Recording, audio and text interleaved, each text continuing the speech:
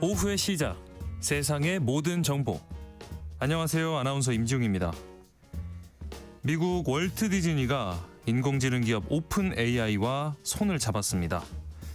디즈니는 10억 달러 규모의 지분 투자까지 단행하면서 AI 시대 콘텐츠 산업의 흐름에 본격적으로 올라탔는데요. 이를 두고 지식재산권 보호에 가장 공격적이던 디즈니마저 움직였다는 평가가 나오고 있습니다. 이번 협력이 창작의 문을 넓히는 기회가 될지, 아니면 콘텐츠 산업의 질서를 뒤흔드는 변수가 될지 관심이 커지고 있는데요. 이 내용 잠시 뒤 IT연구소에서 자세히 살펴보겠습니다. 보험은 들어둘 때는 든든하지만 정작 보험금을 받으려면 보장 기준은 복잡하고 또 서류도 많아서 생각보다 까다롭네 생각하시는 분들 많으실 겁니다. 여기에 이건 약관상 어렵다, 보장 대상이 아니다 이런 말을 들으면 보험금 청구를 포기하는 경우도 적지 않은데요. 세무정 톡톡 상담소 돈 되는 라디오, 오늘은 보험금 제대로 받는 방법과 보험 분쟁이 생겼을 때 해결하는 방법 차근차근 짚어드리려고 합니다. 관련해서 상담도 해드릴 예정이니까요. 궁금하신 분들 계속해서 함께해 주시기 바랍니다. 저희 방송은 KBS 라디오 유튜브 채널 통해서도 실시간으로 시청, 참여하실 수 있습니다. 많은 관심 부탁드리면서 KBS 세상의 모든 정보 지금 시작합니다.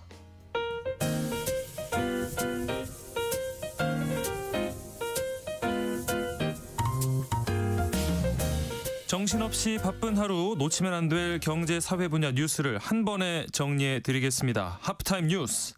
먼저 이 시각 주식시장 상황부터 살펴보시죠. 장현재 시황캐스터 연결돼 있습니다. 안녕하세요. 안녕하세요. 네, 어제 코스피 지수가 다소 약세를 보였는데요. 오늘 흐름은 어떨까요? 네, 국내 증시 AI 거품론이 재점화되면서 회피 심리가 강해지고 있습니다. 오늘도 코스피 하락하고 있는데 특히나 지금 계속해서 하락폭은 커지고 있는 상황입니다. 네. 현재 1.7% 약세로 지수는 4,021포인트 기록하고 있습니다. 수급적으로는 오늘 외국인과 기관 또 한 번 양매도를 기록 중입니다. 외국인이 4,220억 원 팔아내고 있고 기관 역시도 3,628억 원 매도 우위 기록하고 있습니다. 개인만 홀로 8천억 원 넘는 사자 포지션 취하고 있습니다. 시가총액 상위 10개 종목 중에선 삼성바이오로직스만 유일하게 상승보를 켰습니다. 미국의 생물보안법이 연내 통과될 가능성이 거론되면서 반사 수혜 기대감이 높아지고 있는데요. 6거래일 연속 강세 기록 중입니다. 네. 자, 그럼 코스닥은 비교해서 어떤 흐름 보이고 있을까요?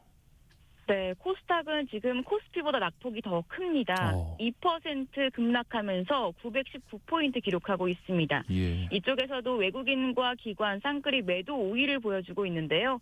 외국인이 3,240억 원 팔아내고 있고 기관 역시도 600억 원에 가까운 매도 우위 기록 중입니다. 개인만 홀로 4,245억 원 순 매수하고 있습니다. 시가총액 상위 10개 종목 중에선 펩트론만 유일하게 상승불 킨 상황이고요. 지금 에코프로 형제 낙폭이 커지고 있습니다. 에코프로비엠과 에코프로 7% 내외의 약세 기록 중입니다. 네. 자, 분위기가 좋지는 않은데요. 오늘 눈에 띄는 종목 어떤 게 있을까요? 네, 오늘은 그나마 자율주행차 관련주들이 강세입니다. 간밤 테슬라가 미국 텍사스주 오스틴에서 운전자 없는 로보택시 시험 주행을 진행 중이라고 공식 확인하면서 주가가 2025년 들어서 최고치로 마감했는데요. 이 로보택시에 대한 기대감이 한층 더 높아지면서 국내 증시에서도 관련주가 주목받고 있습니다. 네. 끝으로 환율도 한번 보겠습니다. 현재 환율 시장 어떤 분위기인가요? 네, 오늘 환율이 다행히 1,468원에서 출발을 했는데 지금은 다시 1,470원을 넘어섰습니다. 1,472원 50전으로 달러 강세 국면이고요. 네. 유로와 엔화도 강세입니다. 유로화 환율이 1,730원, 엔원 환율은 951원을 기록하고 있습니다. 네. 장현재 시황캐스터와 함께했습니다. 고맙습니다. 감사합니다. 하프타임 뉴스 계속해서 임선우 뉴스캐스터와 이어가 보겠습니다. 안녕하십니까? 안녕하세요. 일단 먼저 환율 이야기로 시작을 해보죠. 정부가 이 고환율 흐름을 막기 위해서 대응에 나선 가운데 결국 국민연금이 이 소방수 카드로 거론돼서 이목을 끌고 있네요. 네, 환율은 지금 같은 추세대로라면 연평균 기준 외환 위기 당시를 뛰어넘어서 역대 최고치를 찍을 수 있다는 전망까지도 나오고 있는데요. 네. 특히나 더 큰 문제는 잘 아시다시피 일시적으로 튄 게 아니라 이렇게 높은 수준의 환율이 평균적으로 고착화되고 있다는 측면에서 쉬이 넘어갈 사안이 아닌 것 같습니다.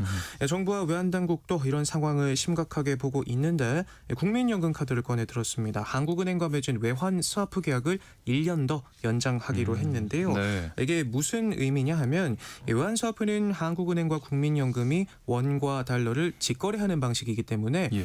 환율에 직접 영향을 주지 않는 환율 방어 효과가 있습니다. 쉽게 말해서 국민연금이 해외 자산을 매입하려면 이 달러를 구입해야 하는데 이걸 시장 밖에서 외환 당국으로부터 조달함으로써 환율을 안정시키는 장치라고 보시면 되겠습니다. 네. 또 이 밖에 국민연금은 전략적 환해지 기간도 내년 말까지 연장하기로 했는데 이 환율이 너무 올라갈 때 자동적으로 달러를 파는 장치라고 생각하시면 되겠습니다. 네. 이 환율이 미리 정한 기준보다 높아지면 국민연금이 보유한 달러 표시 해외 자산 일부를 매도하는 건데 시장에 달러 공급이 늘어나는 효과를 기대할 수 있습니다. 네. 긴 고민 끝에 꺼내든 고육지책이지만 우려되는 부분도 없지 않아 있습니다. 특히나 이 환해지 같은 부분은 기본적으로 굉장히 큰 규모로 장기간 거래를 하는 국민연금의 입장에서 일시적인 대응이야 될 수 있겠지만 환율이 계속 올라간다는 시점에 이런 전략을 쓴다는 게 어떤 면에선 전략적 환해지로 판 환율보다 더 비싸게 달러를 구입해야 하는 부작용이 나올 수도 있고요. 예. 또 국민연금의 원칙인 수익성과 충돌한다는 지적도 풀어야 할 숙제로 남아있는 만큼 네. 시간을 보는 정책일 뿐이지 문제를 아예 없애주는 만능 열쇠는 될 수 없다는 지적이 나오고요. 또 그렇다 보니까 이 경제 체력을 키우는 근본적인 대책 마련이 필요하다는 목소리도 많이 보입니다. 네. 자, 한국과 영국이 이 자유무역 협정 FTA 개선에 합의했다는 소식 있네요. 네, 2년에 걸친 긴 협상이 마침내 마침표를 찍었습니다. 네. 이번 FTA 개선 합의로 우리 기업들의 영국 진출길이 한층 더 넓어질 걸로 보이는데요. 네. 하나씩 짚어보면 가장 눈에 띄는 건 자동차입니다. 어허. 우리가 영국으로 수출 보내는 물건 가운데 자동차가 3분의 1 이상을 차지할 만큼 비중이 크거든요. 네. 요즘 또 이 K컬처만큼이나 글로벌 시장에서 한국 자동차를 찾는 수요도 많아지고 있는데 이번 합의에 따라 무관세 기준이 크게 완화되면서 이 가속 페달을 더욱 깊게 밟게 될 것으로 보입니다. 네. 특히 전기차 같은 경우에는요. 원산지 요건이 낮아지면서 관세 혜택을 받는 물량이 늘어날 걸로 보이고요. 네. 또 이 K뷰티, K푸드 수출에도 청신호가 켜졌습니다. 네. 기존과 달리 이제 원재료를 해외에서 들여와 국내에서 가공해도 무관세 혜택을 받을 수 있게 됐고요. 예. 그동안 우리만 열어왔던 영국의 고속철도 정부 조달 시장도 이번에 처음으로 개방됐고 온라인 게임과 인공지능 같은 신기술 서비스 분야에서도 협력이 확대됩니다. 네. 또 이 밖에 비자 제도도 손을 봤는데요. 한국 엔지니어와 전문 인력의 영국 입국 절차를 한결 수월하도록 만들어서 앞서 있었던 미국 조지아주 사태 같은 일이 벌어지지 않도록 했습니다. 네. 긴 협상 끝에 맺은 이번 합의가 앞으로 양국의 경제 협력의 새로운 출발점이 될 수 있을지 주목됩니다. 네. 자, 소상공인들의 이 재기를 돕기 위해서 도입된 새 출발 기금이라고 있는데 이게 방만하게 좀 운영된 걸로 감사 결과 드러났다고요. 네, 어려운 경기에 한계에 내몰린 소상공인들을 돕기 위해 굴려온 새 출발 기금인데 자세히 뜯어봤더니 여기저기 구멍투성이었습니다. 예. 감사원이 운영 실태를 조사해봤더니요. 억대 연봉자나 가상자산을 숨긴 이 채무자들의 빚까지 탕감해주는 등 방만하게 운영된 것으로 드러났는데 네. 대표적인 예로 월 소득이 8천만 원이 넘는 이 고소득자가 예. 기금을 통해서 3억 3천만 원 빚 가운데 2억 원을 감면받은 사례도 있었습니다. 네. 이 버는 돈이 아무리 많아도 최소 60%는 원금을 감면해주도록 설계된 규정 때문에 가능했다고 하는데 예. 이렇게 갚을 능력이 있는데도 원금을 탕감받은 사람은 1,900여 명, 감면 액수는 840억 원에 달했고요. 예. 또 재산을 숨겨놓고 탕감을 받은 이 도덕적 해이 사례도 확인됐습니다. 예. 빚 1억 2천만 원을 감면받았는데 알고 봤더니 4억 원어치 가상자산을 보유하고 있다거나 아하. 신청 직전에 가족에게 재산을 넘겨서 탕감을 받기도 했는데요. 예. 이런 사람들이 한둘이 아니라요. 신청 전후로 1,000만 원 이상의 가상자산을 보유한 감면자는 269명, 이들의 원금 감면액만 225억 원에 달합니다. 아하, 네. 이 한국자산관리공사 캠코가 재산조사 과정에서 가상자산 보유 현황 등은 확인하지 않는다는 허점을 악용한 건데 네. 여기서 끝이 아니라 국유재산 관리 실태도 부실했습니다. 예. 캠코가 관리하는 국유지 가운데 10%가 넘는 7만 9천 필지가 무단점유 상태였고 심지어 실태를 파악하고도 250억 원이 넘는 변상금을 부과하지 않은 채 사실상 방치온 사실도 확인되면서 논란을 키우고 있는데요. 이 올해 3월 기준으로 4조 원을 조달했고 또 채무원금 감면 등의 3조 9천억 원이 투입이 됐거든요. 예. 그런데 이 많은 돈이 정작 필요한 사람들의 지갑으로 들어가지 못하고 그렇죠. 엉뚱한 곳만 배불려 줬다는 게 참 씁쓸하면서 허탈한 소식입니다. 많은 분들이 같은 마음이실 것 같습니다. 네. 네. 다음은 이른바 영끌족들 더욱 좀 힘들게 하는 소식인데 주담대 금리가 더 오른다고요. 네, 최근 대출 금리가 자고 일어나면 뛰었다 할 수 있을 만큼 영끌족들을 긴장시키고 있는데 이런 와중에 코픽스가 석 달 연속 오름세를 이어가면서 3년 만에 최대 상승폭을 기록했습니다. 네. 코픽스는 은행 조달 금리를 반영하는 지수거든요. 그래서 올라가게 되면 이 변동형 주담대 금리도 영향을 주게 되는데 네. 은행들은 이르면 당장 오늘부터 신규 변동 금리에 이번 코픽스를 반영할 예정이라 실수요자들의 부담이 더욱 커지겠습니다. 예. 실제로 이 KB국민은행 같은 경우 오늘부터 코픽스 변동금리를 기준으로 하는 주담대 상하단을 기존 3.91에서 5.31%를 4.15에서 5.5%로 올리고요. 네. 전세대출 금리 상하단도 높입니다. 은행들이 잇따라 금리를 올리고 또 한편에선 대출 창구까지 걸어 잠그면서 받아도 문제, 못 받아도 문제, 대출 문턱이 갈수록 높아지는 모습인데요. 예. 카드채 금리도 다시 반등세로 돌아서면서 서민금융의 대표 상품인 카드론 역시 금리 상승 압박이 커지고 있습니다. 부채를 많이 지고 있는 가게의 경우 원리금 상환 부담이 커지기 때문에 자연스럽게 소비가 줄어 내수 침체로까지 이어질 수 있는 상황이라 가뜩이나 물가 부담은 커져만 가는 요즘인데 이래저래 걱정을 키우는 소식입니다. 네. 여기저기 사방에서 좀 숨통을 조여오는 그런 느낌이네요. 네. 자, 쿠팡 사태 이 파장이 뭐 일파만파 커지고 있는데 이런 일을 다시 일어나는 걸 방지하기 위한 입법도 속도를 내고 있다고요. 네, 쿠팡같이 개인정보 유출 사고를 낸 기업에 과징금을 부과하는 법안이 어제 국회 정무위원회 첫 관문을 넘었는데요. 네. 최대 매출의 10%까지 과징금을 부과하는 방안이 담겼습니다. 네. 현행법상 부과할 수 있는 과징금은 전체 매출액의 최대 3%에 불과해서 쿠팡 사태 이후 실효성 없는 솜방망이 제재란 비판이 쏟아지자 본격 손질에 들어간 모습인데요. 예. 이 매출액 산정이 어려운 경우에는 최대 20억 원에서 50억 원으로 상한도 높였습니다. 네. 고의성이 있거나 반복적인 중과실이 있을 때 적용되는 일종의 징벌적 과징금인데 이번 쿠팡 사례에 적용해보면 4조 원의 과징금으로 내게 돼 연간 영업이익보다도 많은 돈이라 기업 운영에 직격탄을 맞게 됩니다. 예. 다만 개정안 시행 전 발생한 사고에는 소급 적용하지 않기로 하면서 개정안이 이르면 내년 초 본회의 문턱을 넘는다 해도 네. 이번 쿠팡 사태에 직접 적용되기는 어려울 것으로 보입니다. 이와 별도로 피해자들이 금전적 보상을 요구할 수 있도록 하는 단체 소송 범위를 확대하는 방안은 대법원 검토 의견을 받아서 추가 논의를 이어가기로 했고 국회 과방위 여당 의원들은 청문회 불출석을 통보한 쿠팡 김범석 의장 등을 국회 증언감정법 위반 혐의로 고발하고 국정조사를 추진하기로 했는데요. 네. 글로벌 CEO라 일정이 많아 바빠서 못 온다던 이 김범석 의장. 하지만 정작 미국에선 한국 시장 성공을 내세우고 있어서 무책임한 변명이란 비판을 받고 있는데 예. 경영진으로서 3천만 명의 정보가 물새듯 빠져나간 이번 일보다 무슨 일이 더 중요한지 모르겠습니다만 앞서 모습을 드러내지 않았던 사례들과 달리 이번엔 상황이 쉽지 않을 것 같습니다. 네. 자, 산업계 소식 이어서 짚어보겠습니다. 고려 아연이 미국의 대형 재련소를 짓기로 했다고요? 네, 미국 정부와 합작 투자하는 방식이라 더 주목을 받고 있는데요. 중국과 패권 경쟁 중인 미국이 먼저 손을 내밀었다고 합니다.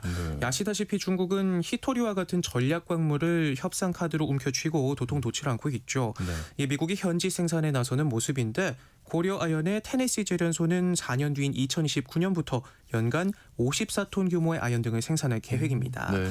기술 유출을 막기 위해 고려 아연 자회사로 세워지는 대신 미 국방부가 최대 주주인 합작법인을 세웁니다. 고려 아연과 미국이 법인에 3조 원을 투자하고 재련소는 미국에서 8조 원을 조달하는데요. 주목할 만한 점은 합작법인에 고려 아연 지분 10%를 내주면서 사실상 미국이 고려 아연의 주요 주주가 된다는 겁니다. 예. 최윤범 고려아연 회장의 우호 지분이 늘어나는 셈인데 경영권 분쟁 중인 MBK 파트너스는 미국에 공장을 건설하는데 왜 10% 지분을 헌납하느냐라면서 경영권 방어를 위해 아연 주권을 포기하는 일이라며 유상증자 반대에 나섰고요. 하지만 미국 정부가 깊숙이 개입된 국가 전략 사업인 만큼 국내 법원이 이를 단순한 경영권 분쟁으로 해석해서 제동을 걸기는 쉽지 않을 것이란 관측이 지배적입니다. 네. 자, 사건 사고 소식도 있습니다. 이 카카오 사옥에 폭발물이 설치됐다는 내용의 협박이 있었다. 이런 신고에 경찰이 수색에 나서는 등 한바탕 소동이 벌어졌어요. 네, 어제 오전 분당에 있는 카카오 아지트에 사제 폭발물이 설치됐다는 글이 고객센터 사이트에 올라왔는데요. 협박글에는 회사 고위 관계자를 특정하면서 사제 총기로 살해하겠다는 내용도 함께 담겼고요. 예. 100억 원을 계좌로 송금하라는 요구도 있었다고 합니다. 신고를 받은 경찰은 특공대를 투입했고 이 사측은 만일의 상황에 대비해 3,500명에 달하는 직원 모두를 재택근무로 돌리는 등 한바탕 소동이 일었습니다. 네. 다행히 현장에서 폭발물은 발견되지 않았고 경찰은 글쓴이를 찾아 조사했는데 당사자는 누군가 자신의 명의를 도용한 것 같다 주장하고 있다고 합니다. 같은 명의로 지난달에도 비슷한 내용의 신고가 접수돼 조사를 받았다고 하는데요. 네. 경찰도 일단 실제 글쓴이가 해당 인물이 아니라고 보고 IP를 추적하고 있는데 모두 해외로 확인됐다고 합니다. 네, 최근 카카오뿐만 아니라 한 중학생이 신세계백화점에 폭발물을 설치했다 협박글을 올려 논란이 되기도 했었잖아요. 네. 이런 행위를 처벌하는 공중협박죄가 지난 3월부터 시행이 됐는데 최고 5년의 징역 또는 2천만 원의 벌금에 처해질 수 있는 건 물론이고요. 수색 등으로 대규모 경찰력이 낭비되면 손해배상까지 할 수 있으니까요. 장난이라도 절대로 이런 글 올리면 안 되겠습니다. 네. 마지막으로 가상자산 소식인데요. 밤사이에 비트코인이 급락했어요. 네, 반등하나 싶더니 다시 고꾸라졌는데요. 8만 5천 달러 선까지 밀려났습니다. 지난 10월 고점과 비교해보면 불과 두어 달 새 30% 넘게 급락한 수치고요. 네. 코인마켓캡의 고용 공포 탐욕 지수는 밑자락에서 공포 단계에 머무를 만큼 시장 심리가 크게 위축된 상태입니다. 네. 여기는 이번 급락세 주요 원인으로 일본은행의 금리 인상을 꼽고 있는데요. 엔캐리 트레이드 청산 공포에 비트코인 가격이 7만 달러대까지 수직낙하할 수 있다는 전망도 나오는데 실제로 앞서 일본은행이 금리를 높인 후 비트코인 가격이 평균 20% 안팎으로 하락하는 흐름을 보였던 만큼 시장은 신경을 곤두세우고 관망세를 유지하고 있습니다. 네. 오늘 하프타임 뉴스 여기까지 하겠습니다. 임선우 뉴스캐스터와 함께했습니다. 고맙습니다. 고맙습니다. KBS 라디오 세상의 모든 정보 함께하고 계신 지금 시각은 12시 37분입니다. 이 시각 교통정보 알아보겠습니다. 네, 이 시각 교통정보입니다. 미세먼지로 시야가 답답한 데다 중부와 수도권 서해안을 따라 비가 계속되고 있습니다. 평소 이 시간에 비해 정체도 길어진 편인데요. 고속도로 빗길 돌발 구간 서해안선 서울 쪽이고요. 일찍 분기점 2차로는 화물차 사고로 이후 1km 정도 지난 지점 1차로는 고장난 차로 차단돼 금천 쪽으로 내내 정체가 이어집니다. 반대 목포 방향도 순산터널 부근 더디다가 서해대교 3차로와 갓길에 걸쳐선 고장난 대형 화물차가 서 있고요. 이후 당진 분기점 부근 정체는 2차로 작업 여파입니다. 수도권 제일순환선 일산에서 판교 쪽, 빗길인 자유로에서 김포, 계양부터 송내 쪽으로 모두 9km 구간 마치 출근길처럼 밀려 지납니다. 반대 판교에서 일산 방향도 송내와 자유로 부근으로 지체 서행하고요. 남북권에선 호남선 순천 쪽 호남터널 부근 1차로는 작업으로 새만금 전주고속도로 새만금 방향 남전주 1차로는 사고로 막혀 있습니다. KBS 교통정보센터에서 공인해였습니다. 세상의 모든 정보는 청취자분들의 관심과 참여를 기다립니다. 방송 들으시면서 궁금한 점이 있거나 의견 공유하고 싶은 분들 계시면 문자 보내주세요. 추첨을 통해 모바일 쿠폰 보내드리겠습니다. 참여하실 번호는 샵 9730이고요. 짧은 문자 50원, 긴 문자 100원의 이용료가 부과됩니다. 콩 게시판을 통해서는 무료로 참여하실 수 있고요. KBS 1라디오 유튜브 채널을 통해서도 실시간으로 시청 참여하실 수 있습니다. 빠르게 변하는 IT 세계 속 주목할 만한 이슈들을 짚어보는 시간입니다. IT 연구소, IT 커뮤니케이션 연구소의 김덕진 소장과 함께합니다. 안녕하십니까? 네, 안녕하세요. 반갑습니다. 김덕진입니다. 디즈니가 챗GPT 개발사인 오픈 AI와 이 계약을 체결했다는 소식이 화제인데요. 네. 일단은 이 구체적인 계약 내용부터 좀 설명해 주실까요? 네, 어떻게 보면 이 AI 분야에서 좀 상징적인 소식이 나왔다 이렇게 말씀드릴 수 있을 것 같아요. 네. 12월 11일에 디즈니와 오픈 AI가 계약을 한 것인데요. 한마디로 요약하면 디즈니가 자신들의 200개가 넘는 캐릭터를 오픈 AI, 그러니까 챗GPT나 이 영상 만드는 소라 안에서 네. 공식적으로 사용할 수 있게 허락을 한 겁니다. 허허. 네, 지금까지 할리우드 메이저 스튜디오가 생성형 AI 플랫폼들에게 자사의 이 지적재산권이라고 하신 IP를 공식적으로 개방한 적이 없었거든요. 예. 그런데 이번에 대규모로 또 개방을 했는데 그게 또 디즈니다 보니까는 상당히 큰 상징적인 것 같아요. 네. 이제 크게 두 가지 축으로 보시면 될 것 같습니다. 그러니까 하나는 이제 라이선스 계약인데 말씀드린 것처럼 오픈 AI의 생성 영상 플랫폼인 이제 소라나 챗GPT에서 네. 앞으로 3년 동안 디즈니의 주요 캐릭터나 세계관을 활용한 AI 콘텐츠를 만들고 공유할 수 있도록 허락한 거예요. 예. 근데 이게 뭐 장난이 아닙니다. 예를 들면 미키마우스, 와. 뭐 마블, 픽사, 스타워즈 세계관 뭐 이런 어떻게 보면은 디즈니의 핵심 IP들이 다 네. 들어 있고요. 네. 그러니까 오히려 이제 내가 공식적으로 허락을 받고 뭔가 뭐 예를 들면 패러디를 한다든지 네, 네. 아니면 팬심을 담아서 뭔가 뭐 그렇죠. 예를 들면 디즈니의 캐릭터를 갖고 스토리를 만든다든지 이런 게 이제 가능해진 거예요. 네. 근데 이게 이것만 있던 게 아니라 실은 두 번째로는 디즈니가 오픈 AI에 투자도 했습니다. 약 네. 10억 달러 정도고요. 우리나라 돈은 지금 1조 원이 넘는 금액을 투자를 한 거죠. 예. 그렇게 하면서 쉽게 말해서 주식에 대한 이제 권한을 사온 거란 말이에요. 네. 그러면 이게 단순히 그냥 툴을 쓰기 위해서 돈을 냈다는 개념이 아니고 지분을 보유하는 형태니까 디즈니가 이제 오픈 AI의 고객인 동시에 주주가 된 거죠. 그러니까 네. 오픈 AI가 성장하면 디즈니들이 같이 이제 이익을 보는 구조인데 이게 이제 좀 의미 있는 거는 말씀드리는 것처럼 할리우드 스튜디오가 지금까지 생성형 AI를 네. 대체로 위험 요소로 보다 보니까 그렇죠. 이제 이러한 IP 계약도 안 해줬단 말이에요. 네, 네. 근데 오히려 이런 상황에서 디즈니가 이번에는 막지 말고 계약도 하고 그 대신 좀 통제하면서 쓰자 뭐 이런 이제 방향으로 선행하다 보니까 예. 어떻게 보면은 디즈니가 이제 AI를 인정했다라기보다는 이제 AI 시대에도 우리들의 IP, 그러니까 지적재산권에 대한 주도권을 놓지 않겠다라고 이제 허락한 거다 보니까 네. 이번에 계약 이후에 아마도 이제 콘텐츠 쪽에서 이러한 강력한 IP를 가지고 있는 곳들이 AI 회사들과의 뭐 딜이나 여러 가지 방식들이 나오지 않을까 뭐 이렇게 좀 해석을 해볼 수 있을 것 같습니다.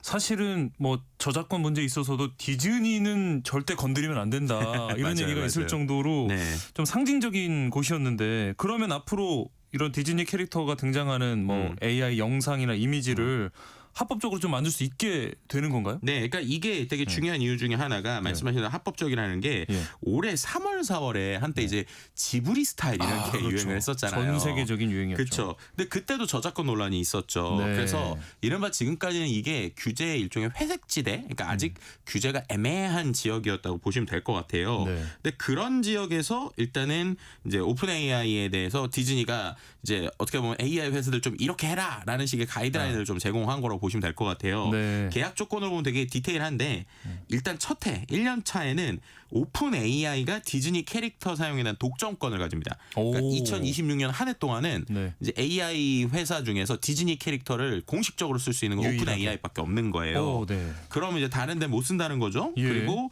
또 중요한 조건이 또 하나 있는데 디즈니의 IP가 오픈 AI 모델 학습 데이터로 사용하지 않게 된다는 겁니다. 아. 네, 이게 무슨 말이냐? 네. 챗GPT 서비스가 디즈니 캐릭터를 막 학습을 하면 나중에는 이제 비슷하게 해놓고 나서 뭐 이거 미키마우스 아니고 뭐 예를 들면 다른 거 아니에요? 먹키마우스인데 이럴 수 있잖아요. 네, 네. 이제 그러다 보니까 이 부분에 대해서는 무단으로 학습이 안 되게 막은 거예요. 네. 그리고 사용자들이 프롬프트를 입력했을 때만 캐릭터를 생성할 수 있게 하는 거죠. 그러니까 뭐 예를 들면 미키마우스 이렇게 쳤을 때만 정확하게 나오게 되는 거예요.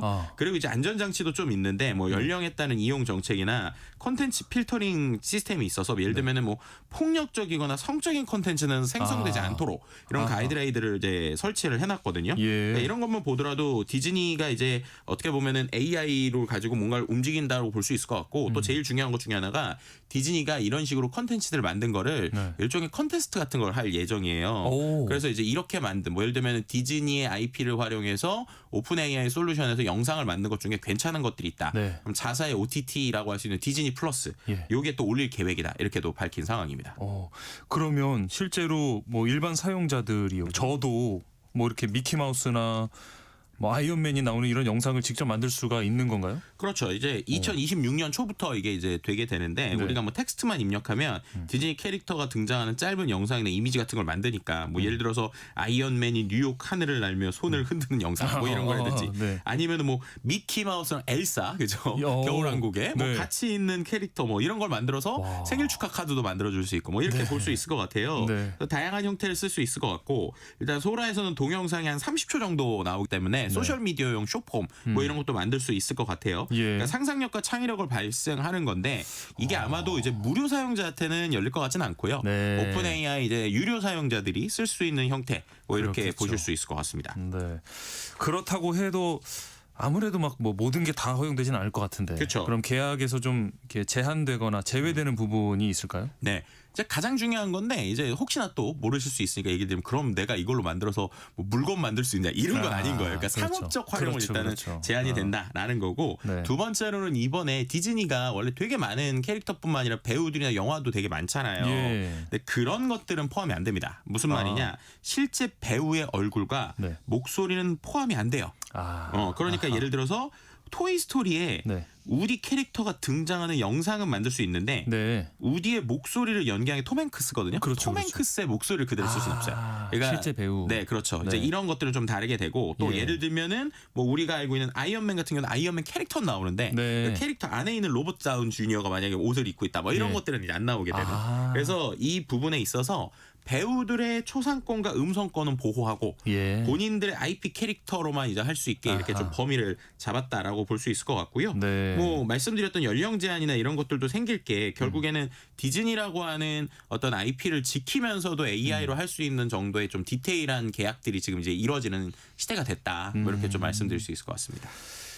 디즈니라고 하면 앞서도 말씀드렸지만 뭐 과거에 AI 기업들 상대로 저작권 소송도 참여를 했던 그쵸. 회사예요. 그런데 갑자기 이렇게 IP를 적극적으로 개방한 이유가 있을까요?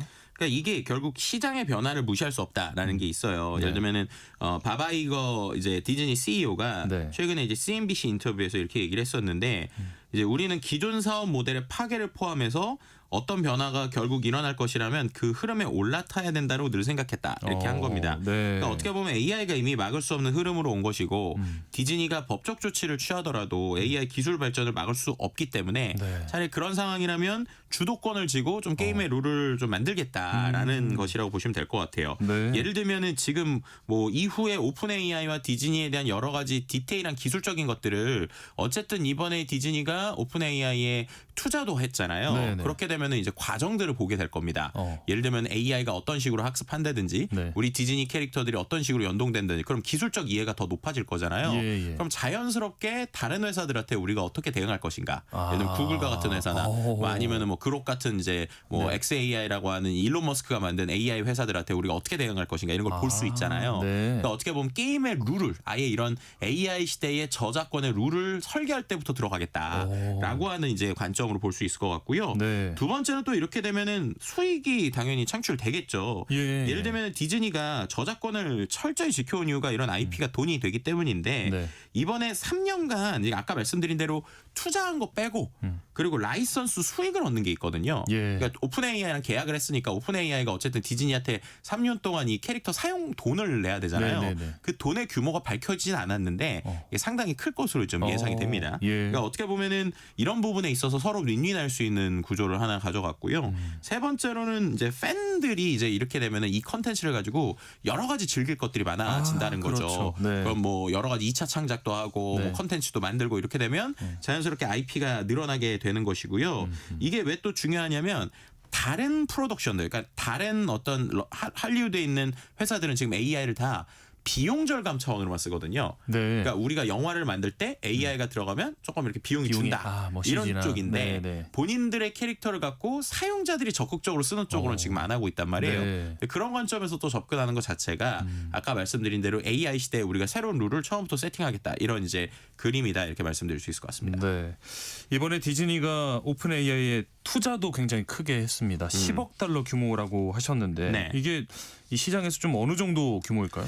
그러니까 이게 지금 블룸버그 통신이나 이런 데서 얘기하는 걸 봐도 우리 돈으로 뭐 환율 1,500원 쳐도 1조 5천억이니까 예, 이게 할리우드 메이저 스튜디오가 AI 모델 개발사를 한 역대 최대 규모의 이제 지분 투자다 이렇게 얘기를 했고요. 네. 이게 얼마나 큰 금액이냐면 넷플릭스가 1년에 콘텐츠 제작에 쓰는 돈이 약 한 170억 달러거든요. 그러니까 넷플릭스 전체 금액에서 6% 정도 되는 거를 디즈니가 투자를 한 거니까 예. 이제 한 번에 이런 것들이 좀 꽤 큰 거죠. 그래서 네. 이런 부분에 있어서 투자를 해주면서도 공동 성장 파트너가 되겠다라는 그림에서의 의미라고 볼 수 있을 것 같고 네. 역으로 오픈 AI 입장에서도 상당히 큰 의미가 있어요. 네. 왜냐하면은 오픈 AI가 최근에 구글에 계속 뭐 밀린다 이런 얘기도 나오고 그렇죠. 최근에 이제 챗GPT 5.2가 나왔는데 네. 벤치마크 성능을 보니까 그 제미나이를 뛰어넘지는 못했더라고요. 네. 벤치마크가 비슷한 점수가 나왔거든요. 예. 그럼 그런 상황에서 본인들이 다른 방식으로 비즈니스를 해야 되는데 아하. 이제 어떻게 보면 이제 우리는 이제 AI를 쓸 때 합법적인 권한을 가지고 있어. 네. 너네는 뭐야? 이런 식으로 이제 공격을 할 수 있기 때문에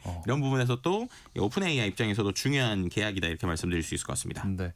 굉장히 흥미로운 점은 공교롭게도 이 같은 날 디즈니가 구글에는 저작권 침해 경고장을 보냈어요. 네.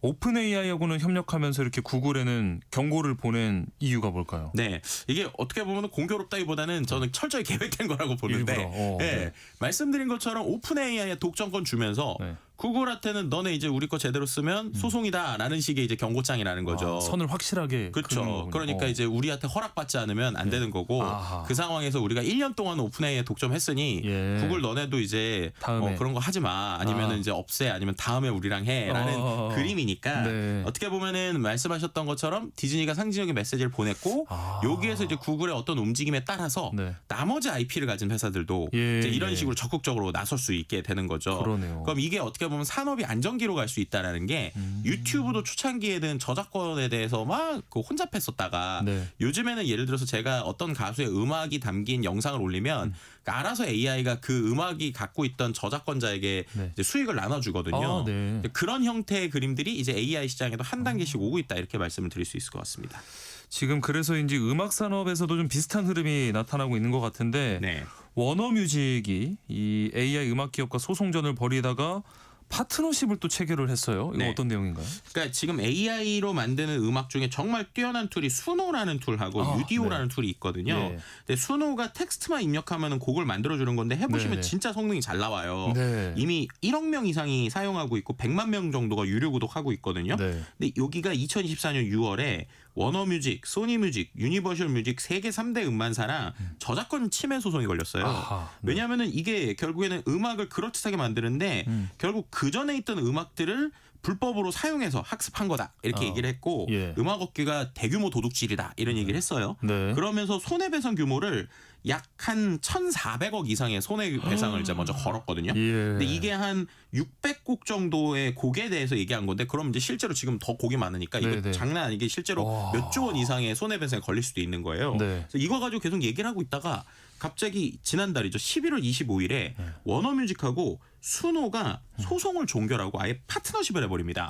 그러니까 네. 적극적으로 차라리 유니버셜 뮤직에 있는 음악에 대한 음원을 쓰면서 사용료를 내고 네. 그럼 모두가 이 수노를 가지고 아티스트들이 음악을 만들고 같이 수익화를 하자라는 그림으로 간 거예요. 네. 그리고 비슷하게 유디오라는 회사도 유니버셜 뮤직하고 지금 계약을 맺었거든요. 네. 이런 형태로 내년에는 AI 음악 쪽에서는 AI 도구를 가지고 적극적으로 음악을 만들거나 저작권으로 허용된 걸로 스트리밍을 한다거나 이런 형태의 변화들이 바로 좀 시작될 것으로 좀 예상이 되고 있습니다. 네.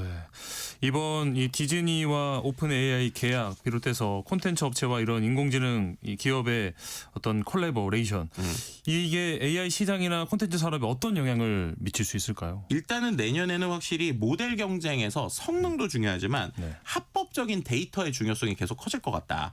그리고 그런 데서의 도구나 이런 지적재산권에 대한 것들이 들어가게 되고 그 얘기는 결국에는 내년에는 조금 더 AI 시장이 여러 가지로 안정화되거나 합법적인 부분들 시장에서 있는 비즈니스적으로 좀 이제 고착이 될 것이다라고 볼 수 있을 것 같고요. 네. 근데 이렇게 되면은 음악 산업에서도 요즘 엄청나게 큰 움직임이 있는 것처럼 네. 미디어 산업에서도 아하. 또 하나의 큰 변화가 일어날 수 있다. 뭐 이렇게 말씀드릴 수 있을 것 같습니다. 당장은 아니더라도 국내 시장에도 또 영향을 크게 미치겠네요. 네. IT 연구소 오늘 여기까지 이야기 나누겠습니다. IT 커뮤니케이션 연구소 김덕진 소장과 함께했습니다. 오늘 말씀 고맙습니다. 네, 감사합니다. KBS 세상의 모든 정보 1부 순서 여기서 마무리하고요. 이어지는 2부에서는 오늘 꼭 알아야 할 정치 국제 이슈 전해드리는 오늘의 뉴스, 또 고물가 시대 맞춤형 재테크 전략자들이 있는 시간, 돈 되는 라디오, 그리고 다양한 주제를 과학적으로 풀어보는 한낮의 과학실 코너까지 기다리고 있습니다. 계속해서 많은 청취 부탁드리면서 저는 1시에 다시 돌아오겠습니다.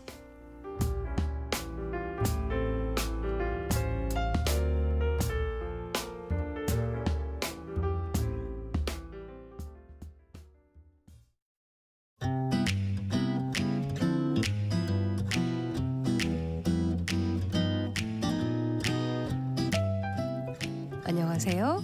바른말 고운말입니다.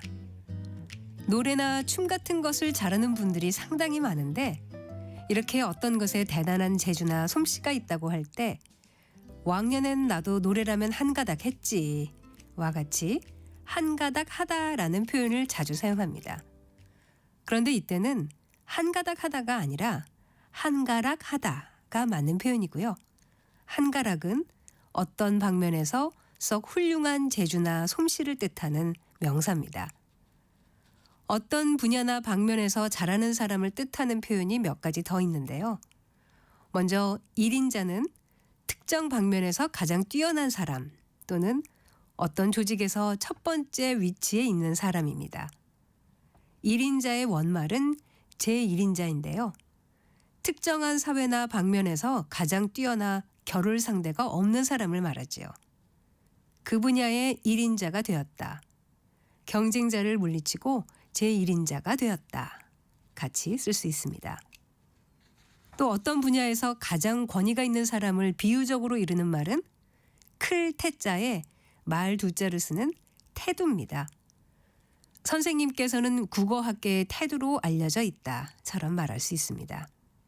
그리고 도꼭지라는 표현도 있는데 이것은 어떤 방면에서 가장 으뜸이 되는 사람을 말하고, 예를 들어 남편은 철근에 관한 한 그 바닥에서 도꼭지 대접을 받았다. 이렇게 말할 수 있겠습니다. 지금까지 바른말 고운말 아나운서 국혜정이었습니다.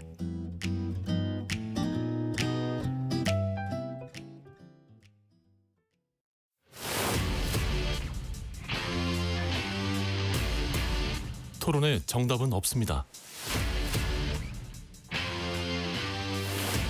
토론이 세상을 바꿀 수도 없습니다.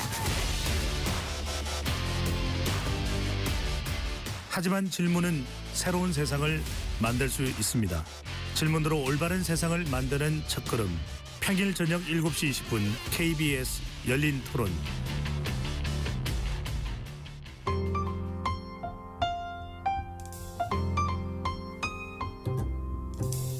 어떤 하루 보내고 계신가요?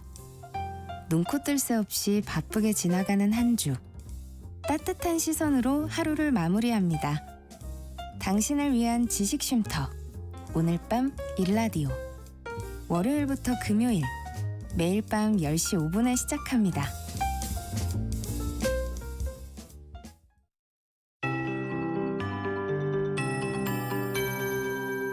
KBS 58분 날씨.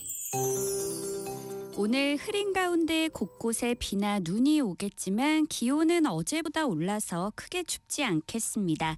예상 낮 최고 기온은 서울 8도, 대구 10도, 강릉, 대전 12도, 광주와 부산 13도 등으로 어제보다 1도에서 5도 정도 높겠고요. 예년 이맘때 기온을 5도 안팎 웃돌겠습니다.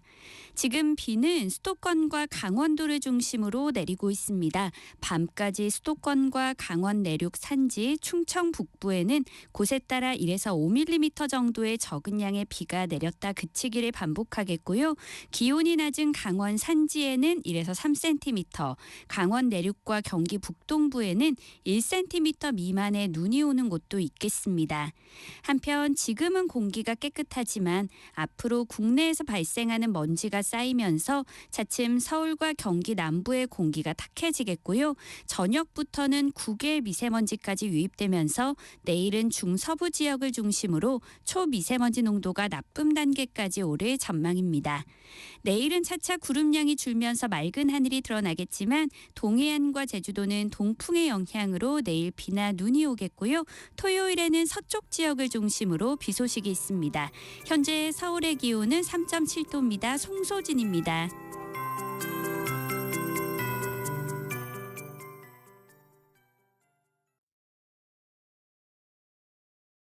정성을 다하는 국민의 방송 KBS가 1시를 알려드립니다. AM 711kHz, FM 97.3MHz, KBS 1라디오입니다. HLKA.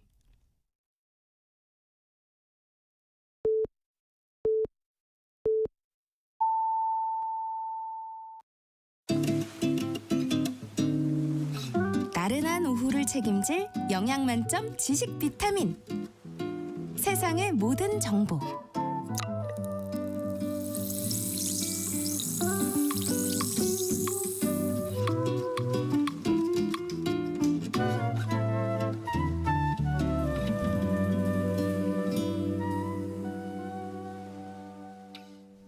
세상의 모든 정보 2부 시작합니다. 2부에서는 정치, 국제 이슈를 전해드리는 오늘의 뉴스 하고요. 청취자 여러분들의 작은 궁금증도 신속 정확하게 해결해드리는 세모정 톡톡 상담소 화요일 코너 돈 되는 라디오 시간이 기다리고 있습니다. 들어둘 때는 든든했는데 정작 보험금 청구하려고 하면 죄송하지만 이건 해당이 안 됩니다 라는 말 듣는 경험 한 번쯤 해보셨을 겁니다. 일상 속에서 이 생각보다 자주 생기는 보험 분쟁, 왜 이런 일이 생기는 걸까요? 보험금 제대로 받으려면 어떤 점을 알고 있어야 할까요? 오늘 돈 되는 라디오 시간에 자세히 살펴보겠습니다. 관련해서 궁금한 점 있으신 분들, 또 상담 필요하신 분들 문자 보내주시면 추첨을 통해서 5분께 커피와 베이글 모바일 쿠폰 보내드리겠습니다. 문자 보내실 곳은요. 샵 9730번입니다. 짧은 문자는 50원, 긴 문자는 100원의 정보 용료가 있고요. 콩 게시판에선 무료로 참여하실 수 있습니다. 라디오 정보센터 뉴스 전해드리겠습니다. 윤석열 전 대통령의 체포 방해 혐의 등을 심리하는 재판부가 내년 1월 16일 선고를 예고했습니다. 박종준 전 경호처장 재판은 다음 달 시작됩니다. 국민의힘이 통일교 게이트와 김건희 특검의 수사 은폐 의혹을 밝히겠다며 이른바 쌍특검 법안 내용을 공개했습니다. 민주당은 민생 발목 잡기 중단을 촉구하면서 오후 의원총회에서 내란 재판부 법안 수정안을 논의하기로 했습니다. 이재명 대통령이 사회 양극화 완화를 위해 경제 부문의 사회적 연대와 협력을 촉진하는 생태계를 구성하고 정책 패러다임을 바꿔야 한다고 밝혔습니다. 또 국정 투명성을 높이기 위해 업무 보고의 전 과정을 생중계한다는 취지를 거듭 강조했습니다. 김종철 방송미디어통신위원회 위원장 후보자는 국회 인사청문회에서 허위 조작 정보의 무관용 원칙을 적용하고 디지털 플랫폼 사업자의 불공정 행위나 이용자 피해를 초래하는 행위에 엄정 대응하겠다고 밝혔습니다. 내일 국회 과방위에서 쿠팡 개인정보 유출 관련 청문회가 열립니다. 쿠팡 최대 노동조합은 김범석 쿠팡 이사회 의장의 공식 사과를 촉구했습니다. 지금까지 라디오 정보센터 뉴스 정원나였습니다.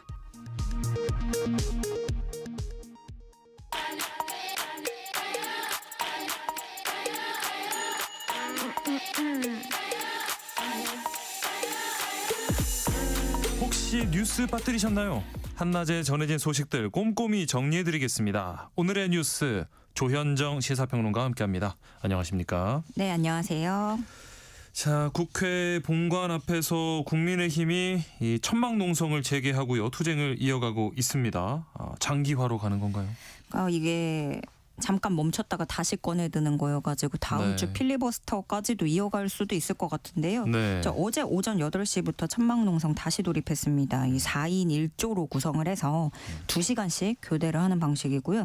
총 5개 조가 오전 8시부터 오후 6시까지 순차적으로 참여를 하게 됩니다. 근데 국민의힘 천막농성이 지난 10일에도 시작해서 이때 2박 3일간 진행을 했다가 멈춘 건데 다시 시작을 한 거죠. 어제 이 천막농성장에서 최고위원회의 열었고요. 그 국민의힘은 통일교 관련 의혹을 수사하기 위해서 특검을 도입해야 되고 김건희 특검팀의 수사 과정 전반을 점검할 별도의 특검팀이 필요하다라는 주장을 펴는 거고요. 그래서 이른바 쌍특검을 도입해라 민주당 이거 받아라라고 하고 있는 겁니다.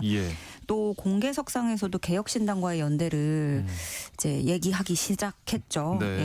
그동안 장동혁 대표는 이 개혁신당하고의 연대에 대해서는 선을 그어왔었거든요. 좀 유보적인 입장을 취했었는데 방식을 바꾸는 모습이고 개혁신당도 좀 긍정적인 반응이에요. 그런데 국민의힘 의원들도 또 통일교 게이트에서 자유롭지 않기 때문에 특검이나 특위 구성을 한다 쳤을 때 그럼 이제 개혁신당하고의 접점을 또 찾을 수 있을지는 미지수인 거고요. 국민의힘 현 상황을 알 수 있는 대목으로는 이날 어제 그 천막농성 다시 처음으로 열었을 때도 공개적으로 설전이 또 벌어졌어요. 여기 최고위원회의 했잖아요. 근데 양양자 최고위원이 이분은 계엄 사태에 사과를 하기도 했었는데 이번에는 그 국민의힘의 낮은 지지율 거론하면서 당의 방향성이 이게 맞느냐 의문점을 제기를 한 거죠. 그러자 김민수 최고위원은 여권에 지금 많은 문제가 있는데 공격에 집중을 하지 않고 왜 당내 공격을 하는 것이냐 이렇게 하면서 공개적으로 설전을 벌이고 충돌하는 모습도 보였습니다. 이 통일교 측의 그러니까 수건 사업이라고 하는 한일 해저 터널 이야기가 계속 나옵니다. 이 사업을 실현하기 위해서 2022년 대선 직전에 국민의힘 영남권 현역 의원들을 집중적으로 접촉했다 이런 보도가 나와서 논란이 좀 가속화되고 있는 모습이에요. 이게 부산 지역에서 먼저 의혹이 제기되고 현재 입건이 된 게 전재수 전 장관이잖아요. 그래서 문재인 정부 시절에 이쪽에 접촉을 했다라는 건데 그 영남권 중심으로 장기적인 로비를 시도한 거는 바로 그 중심에는 한일 해저 터널이 있었습니다. 그러니까 전재수 의원은 사실 과거 이력을 보면은 한일 해저 터널을 강하게 반대해왔던 사람이에요. 그래서 뭐 일각에서는 이랬던 사람이기 때문에 안 받았을 거다라고도 해석을 하지만 역으로 보면은 반대로 하는 사람이기 때문에 더 설득이 필요하다고 통일교는 그렇게 접근을 했을 수도 있는 거고 뭐 가능성을 뭐 이렇게 보는 거고요. 한국일보 취재를 종합하면 윤영호 전 본부장이 2022년 통일교가 개최한 한반도 평화 서밋 행사를 앞두고 그 당시 윤석열 캠프에서 핵심 보직을 맡고 있던 영남권 전직 의원 A씨를 면담했습니다.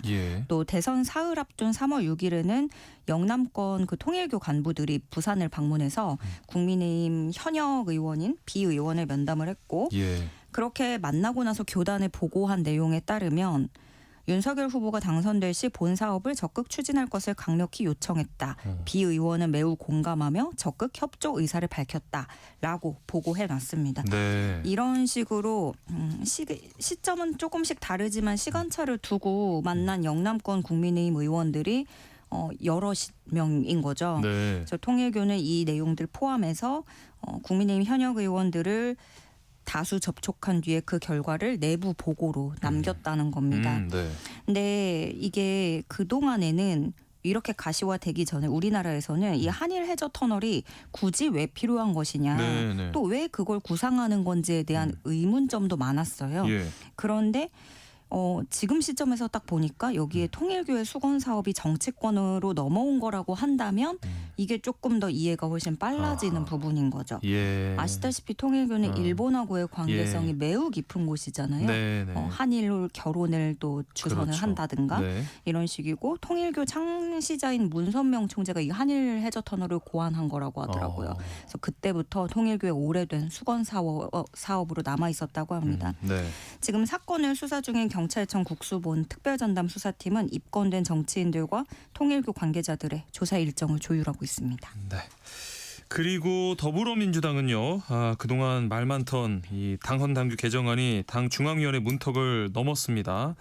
어떤 내용인지 다시 볼까요? 6월 지방선거 공천 룰 변경을 위한 당헌 당규 개정안입니다. 지난번에는 극적으로 아니면 뭐 아슬아슬하게 부결이 되면서 정청래 대표가 타격이 좀 컸는데 부결이 된 이후에 당내 논의를 거치고 내용을 좀 수정해서 올린 개정안이 이번에 중앙위를 통과하게 된 겁니다. 네. 이날 통과된 내용은 광역의원 비례대표 후보를 선출하는 경우 100% 권리당원 투표를 진행하는 거, 그리고 기초의원 비례대표 후보 경선에서 투표 반영 비율을 권리당원 50%, 상무위원 50% 이렇게 조정하는 게 핵심입니다. 예. 이 밖에도 자본시장법을 위반했다든가 이런 시장교란 행위 등은 부적격 사유로 후보자에서 빼는 내용, 억울한 컷오프에 대해서는 이의 신청을 할 수 있게 공천 신문고를 설치하고 네. 갑질이나 성희롱 등 사유가 있을 때는 20% 크게 감산을 한다. 이런 내용들도 포함이 됐는데 사실 가장 큰 쟁점이었던 거는 1인 1표제였잖아요. 예. 그건 이번에 빠졌습니다. 물론 조승래 민주당 사무총장은 1인 1표제를 아직 포기한 게 아니란 식으로 좀 다시 추진할 수 있다는 식으로 시사했거든요. 네. 근데 진통 끝에 이렇게 공천 룰은 가결이 됐는데 당장 다음 달에 최고위원 선거가 있습니다. 예. 이때 당내 계파 갈등의 본 게임이 될 것으로 보입니다. 네. 자, 다시 국민의힘으로 넘어가서요. 국민의힘은 이 여의도 연구원 부원장에 장해찬 전 청년 최고위원, 그리고 국민소통 특위위원장에는 김민수 최고위원을 임명했는데 이것도 어떤 내용의 불씨가 되지 않을까 우려가 나옵니다. 그 장해찬, 김민수 이렇게 하면은 두 사람 모두가 좀 강경파라고 분류를 할 수도 있고 예. 발언이 좀 거칠죠. 네. 네. 또 하나가 있다면 한동훈 전 대표를 강하게 비판해왔던 인사들입니다. 네. 그 장해찬 여의도 연구원 신임 부원장은 임명 직후에 포부를 밝혔어요. 장동혁 지도부와 당원들의 뜻을 지키는 일에 물불 가리지 않겠다. 라면서 또 그 장동혁 대표를 비판하는 당내 의원들을 지적하는 말까지도 덧붙였어요. 네. 평소에는 누군지도 모를 무존재감 의원들이 지도부를 흔들고 공천 기득권 챙길 때만 열심인 게 국민의힘의 오랜 고질병이다. 이렇게 직격했는데요. 네. 장해찬 전 최고위원은 그 개파도 개파지만 작년 총선 때 그 공천이 취소됐었어요. 네. 네. 부산 수영구에 공천됐다가 과거에 그 막말 전력이 문제가 되면서 예. 공천이 취소되는 그런 일을 겪었었고 네. 그리고 김민수 최고위원은 국민소통특위위원장에 임명이 됐는데 국민소통특위위원장 이게 무슨 역할을 하는 거냐면은 여론을 점검하고 당의 메시지와 가치를 전달한다라는 거예요. 네. 그러니까 뭐 레거시 미디어도 담당을 할 테지만 유튜브라든가 뭐 SNS라든가 이렇게 국민들하고 소통을 하겠다라는 자리입니다. 네. 그런데 아무래도 김민수 최고위원의 그런 이력들 행보들 보면서 이제 당 안팎에서 비판이 나오는 건데요. 네. 민주당에서는 차라리 당명을 극우의 힘으로 바꿔라. 합리적인 보수를 기대하기는 어려워졌다. 이렇게 평을 했고 네. 국민의힘 김종혁 전 최고위원은 윤어게인 쪽에서 만세 부를 것이다. 전환길부터 해서 뭐 장동혁 뽑아놓은 보람이 있어. 이렇게 환호할 듯하다. 비판을 했고요. 예. 12.3 내란 사태 반성과 그 윤석열 전 대통령과 절연을 요구하는 당 일각의 그런 쇄신 흐름에 반하는 선택이다라는 지적이 나오고 있습니다. 네. 자, 그리고 노상원 전 정보사령관 이 12.3 비상계엄 당시 부정선거 의혹을 수사할 제2수사단 구성을 위해서 국군정보사령부 요원 정보를 넘겨받은 혐의로 기소가 됐는데요. 1심에서 징역 2년의 실형을 선고받았네요. 네, 내란 특검팀이 기소한 사건 중에 첫 선고가 나오게 됐습니다. 예. 노상원 전 사령관에게 징역 2년과 추징 2,490만 원 선고를 했는데요. 네. 이날 선고는 왜 2년밖에 안 되냐 뭐 이런 반응도 되게 많은데 이거는 네네. 내란의 직접적인 혐의는 아니고요. 네. 그러니까 내란을 준비하는 과정에서 군인, 그러니까 요원들의 정보를 넘겨받은 혐의. 그러니까 개인정보보호법 위반, 특정범죄 가중처벌법상 알선수재 혐의에 해당합니다. 네. 재판부는 피고인의 범행은 실체적인 요건도 갖추지 못한 계엄이 선포 단계까지 이를 수 있게 하는 동력 중에 하나가 됐다라고 평가하면서 예. 단순히 개인정보보호법 위반이나 알선수재 범행 죄책만으로 평가할 수 없는 위헌, 위법한 비상계엄 선포라는 결과를 야기해서 엄중한 책임을 묻지 않을 수 없다. 이렇게 밝혔습니다. 네. 자, 그리고 오는 20일 윤석열 전 대통령이 이 김건희 특검팀의 피의자 조사를 받기 위해서 출석하는데요. 처음이자 마지막 출석이 되겠네요. 네, 지금 이미 해병특검도 내란특검도 수사기한이 끝났잖아요. 네. 김건희 특검팀 하나 남은 건데 윤석열 전 대통령 피의자 조사 오는 20일로 확정이 됐습니다. 당초에 특검팀이 17일로 요청을 하고 그렇게 협의를 하고 있었는데 네. 윤 전 대통령 측이 주중 조사는 좀 어렵다라고 하면서 조사일 바꿔달라고 해서 네. 특검팀이 이것을 받아들인 것으로 알려졌습니다. 근데 김건희 특검팀이 수사를 정식 개시한 이후에 윤석열 전 대통령 조사하는 거는 처음이에요. 예.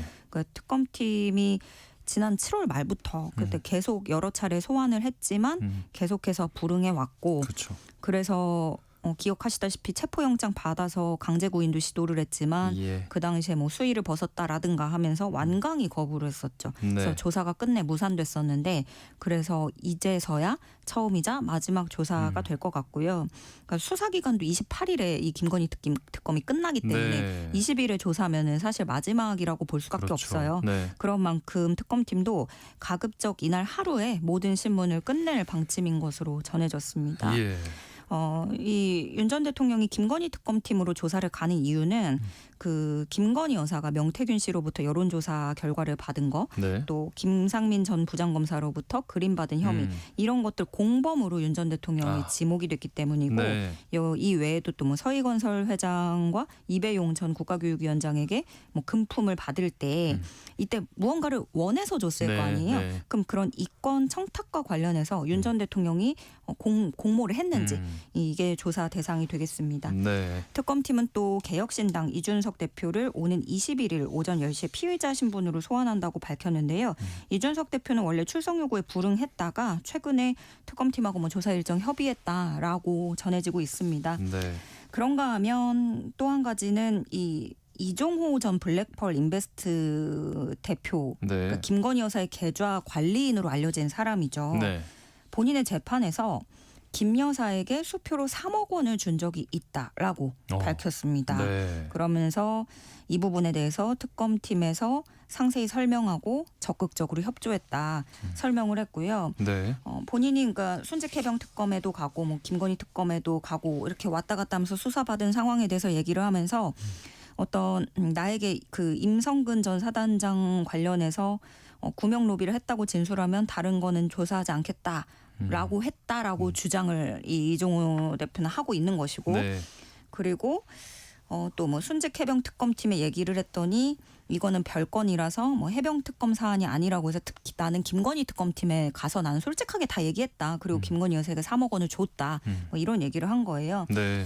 이런 얘기들 뭐 길게 얘기를 했지만 정리를 하자면 뭐 만약에 안 그래도 특검팀에 좀 수사 방식에 잡음이 있었던 터라 어떤 압박이 있었는지 정말로 있었던 건지 이런 것도 좀 볼 필요가 있겠고 예. 또 김건희 여사에게 3억 원을 줬다는 거 이거는 또 어떻게 된 건지 이것도 또 다시 들여다봐야 될 지점이 됐습니다. 네. 자, 마지막으로요. 이 중일 갈등의 여파가 이 판다 외교까지 좀 영향을 미치는 것 같습니다. 내년부터 일본이 판다 무보유국이 된다고요? 네. 일본 아사히 신문, 마이니치 신문 등에 따르면 도쿄도는 우에노 동물원에 있는 쌍둥이 자이언트 판다 샤오샤오와 레이레이를 내년 1월 하순쯤에 중국에 반환하기로 중국 측과 협의를 했다는 겁니다. 네. 원래 반환 기한이 내년 2월 중순 지나서였는데 네. 한 달 앞당기기로 한 거죠. 네. 네.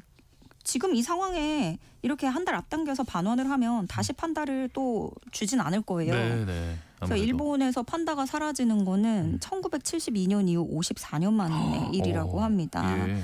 원래 이제 또 우리나라도 그렇지만 이 판다 마케팅도 있잖아요. 네, 네. 인기가 많고 그렇죠. 일본도 되게 그래요. 이 판다가 푸바오만큼이나 또 인기가 많았는데 네. 도쿄도가 그래서 이 쌍둥이 판다들이 돌아가야 될 시점이 오니까 그 전에 또 새로운 판다를 맞이하려고 중국하고 협상을 계속 해왔대요. 네. 그러다가 이제 중일 관계가 일이? 악화되면서 예. 협상을 더 이상 할 수 없는 그런 상황을 맞이하게 된 겁니다.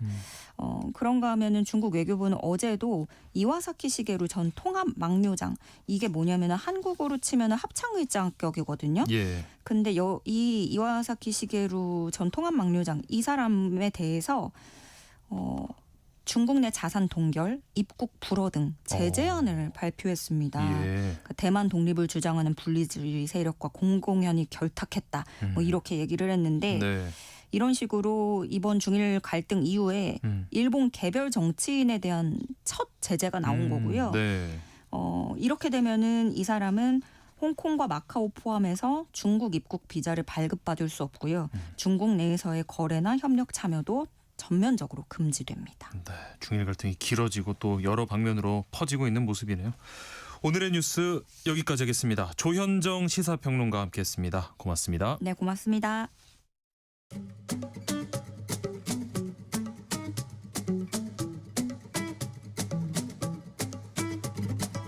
지금 바로 세모정에 물어보세요. 당신의 모든 궁금증을 풀어드리는 세모정 톡톡 상담소. 허리띠를 졸라매도 벅찬 고물가 시대, 여러분 주머니 사정에 꼭 맞는 맞춤형 재테크 솔루션 처방해 드립니다. 세모정 톡톡 상담소 돈 되는 라디오, 한국경제교육원 서형노 원장님과 함께합니다. 안녕하십니까? 안녕하세요.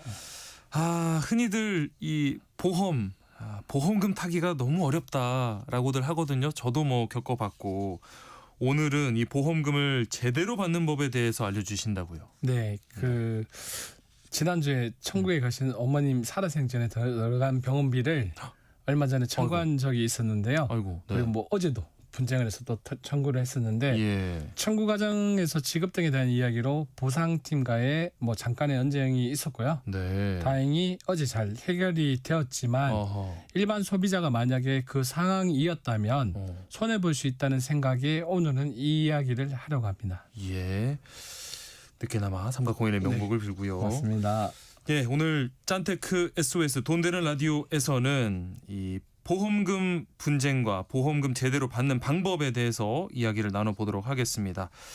방송 들으시면서 궁금한 점 있으신 분들, 상담이 필요하신 분들 서형노 원장님과 함께 상담해 드릴 테니까요. 문자로 참여해 주시기 바랍니다. 추첨을 통해서 커피와 베이글 모바일 쿠폰도 보내드리겠습니다. 참여하실 번호는 샵 9730번이고요. 짧은 문자는 50원, 긴 문자는 100원의 정보 이용료가 있습니다. 또 콩 게시판이나 KBS 라디오 유튜브 채널 통해서는 무료로 참여하실 수가 있습니다. 뭐 많은 분들이 이 보험이 참 가입할 때는 쉬웠는데 타는 건 너무 어렵다라고 얘기를 하시고요. 실제로 일상에서도 이렇게 보험 문제로 갈등 겪는 경우가 많이 있는 것 같아요. 네, 실제로 설계사와 직접 통화하며 싸우기 시작해서 건강원 분쟁 조정위원회까지 가는 경우도 많은데요. 네. 실제로 보장과 보장되지 않는 부분에 대한 약간 해석 차이에 대한 부분은 분쟁이 가장 많습니다.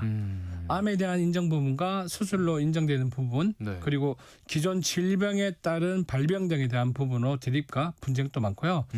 특히 질병의 진단 시점 논쟁이 고지 의무 부분에 들어서 분쟁이 가장 많습니다. 예. 만약 예를 들어서 암 진단 전에 혹이 이미 암이었다고 한다든지 뇌경색이나 허위성 심장질환의 초기 증상이 있었는데 네. 고지 의무 위반을 해서 가입 당시 병원 치료 사실 누락이나 건강검진 결과 누락에 따른 보험사가 해지 또는 지급 거절하는 경우도 많았고요. 네. 또한 반대로 가장 많은 적립보험인 줄 알았는데 종신보험이었다든지 맞아요. 맞습니다. 그리고 갱신형인 줄 몰랐던 실손보험, 네. 그리고 설명을 안 했거나 오해하게 판매된 경우 등도 많고요. 네. 특히 최근 가장 많은 유형인 저도 같은 경우의 분쟁으로 시작됐는데 네. 입원 인정 여부 분쟁도 많습니다.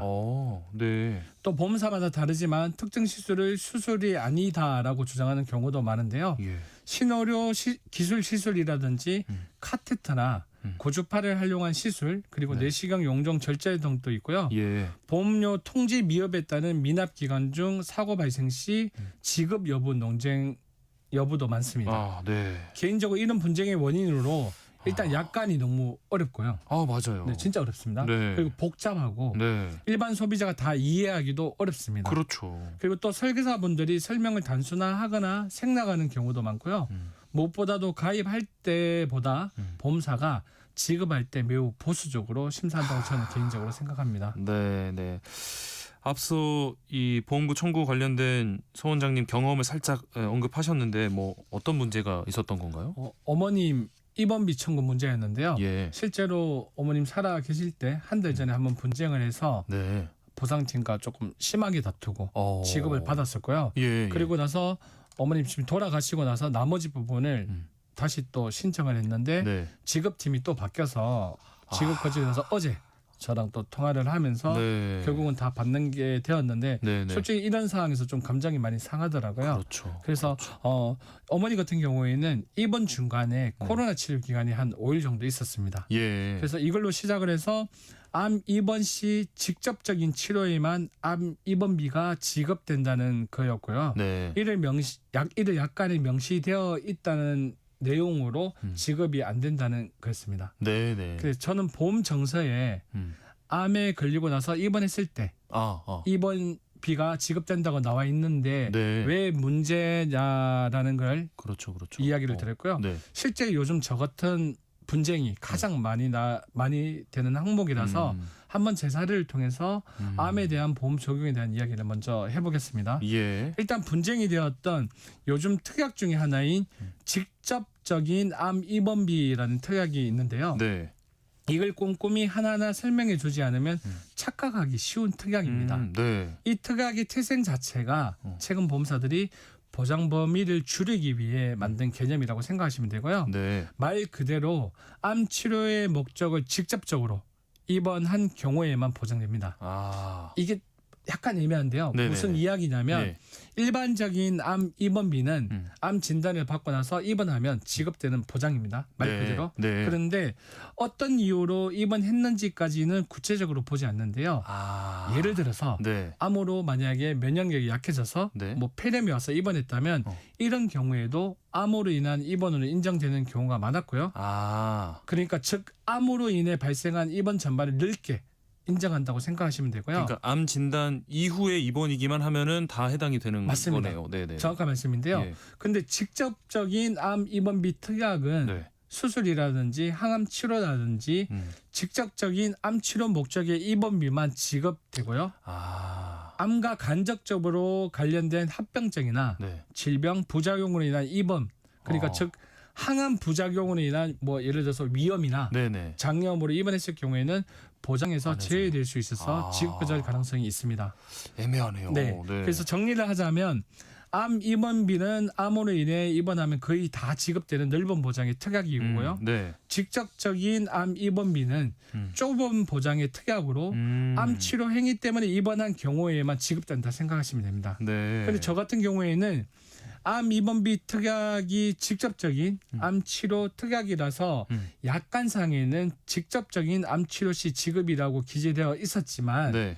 우리 고객들이 받는 우리가 흔히 보는 보험 정서라는 네네네. 정서에는 일반 암 입원비 특약처럼 암으로 입원 시라는 말이 있어서 제가 분쟁이 됐던 겁니다. 그 둘이 안 그래도 참 애매한 부분인데 또 다르게 써 있었군요. 그러면 사실 보통 이렇게 보험 가입하고 보험 증서를 이렇게 꼼꼼히 챙기곤 하는데 보험 약관을 또 잘 봐야 되겠네요. 네, 맞는 말씀인데요. 일반적으로 보험 약관이 보험 정서보다는 우선에 서 있습니다. 네. 그래서 약관은 보험 계약을 규정한 법적 기준 문서라고 생각하시면 되고요. 네. 그래서 보험에서 분쟁이 발생할 때 기본적으로 보험 약관을 우선적으로 보고 네. 계약자에게 발급되는 계약 체결 확인서인 보험 정권순으로 판단합니다. 네. 근데 여기서도 예외사항이 있습니다. 예. 단 보험 정권의 특약이나 특이사항이 명시된 경우에는 보험 정권이 우선이 됩니다. 네. 그래서 그 보험 정권의 특정한 조건이 명확히 기재되어 있고 약관과 다를 경우에는 그 특약 또는 개별 조건이 약관보다 우선적으로 적용되는 거고요. 네. 실제로 상법에서 보험자는 계약 체결 시 약관을 계약자에게 교부하고 설명할 의무가 있다고 정의하고 있고요. 예. 특별 약관인 특약이 있을 경우에는 특약이 우선시되고 기본 약관 순으로 적용된다는 해석의 조항도 있습니다. 네. 금융감독은 역시 보험정권에 따른 명시된 사항이 있다면 약관보다 정권이 우선이라고 선도를 주고 있고요. 네. 실제로 보험정권의 개별 기재 사항으로 가입 금액이나 보상 한도 등이 별도로 기재되는 경우에는 정권이 우선이고요. 네. 예를 들어서 보험 약관에는 사망보험금이라고 규정되어 있는데 보험 정세에 사망보험금에 대한 여러 케이스에 따라 금액이 다르게 또는 더 높게 기재된 경우에는 보험 정권이 우선이 됩니다. 특약에 해당되는 거군요. 맞습니다. 또 특별히 합의한 내용인 특약은 항상 약관보다 우선이 되고요. 저 같은 경우에는 암 직접 치료 입원비로 특약이 가입되어 있었지만 네. 보험 증서에는 암 입원 특약의 내용이 기재되어 있어서 제가 합병증으로 인한 입원비 청구를 하게 된 거죠. 네. 그러면요. 뭐 가장 중요한 질문이기도 하고 가장 듣고 싶은 답인데 보험 분쟁이 발생했을 때 어떻게 해결을 해야 되나요?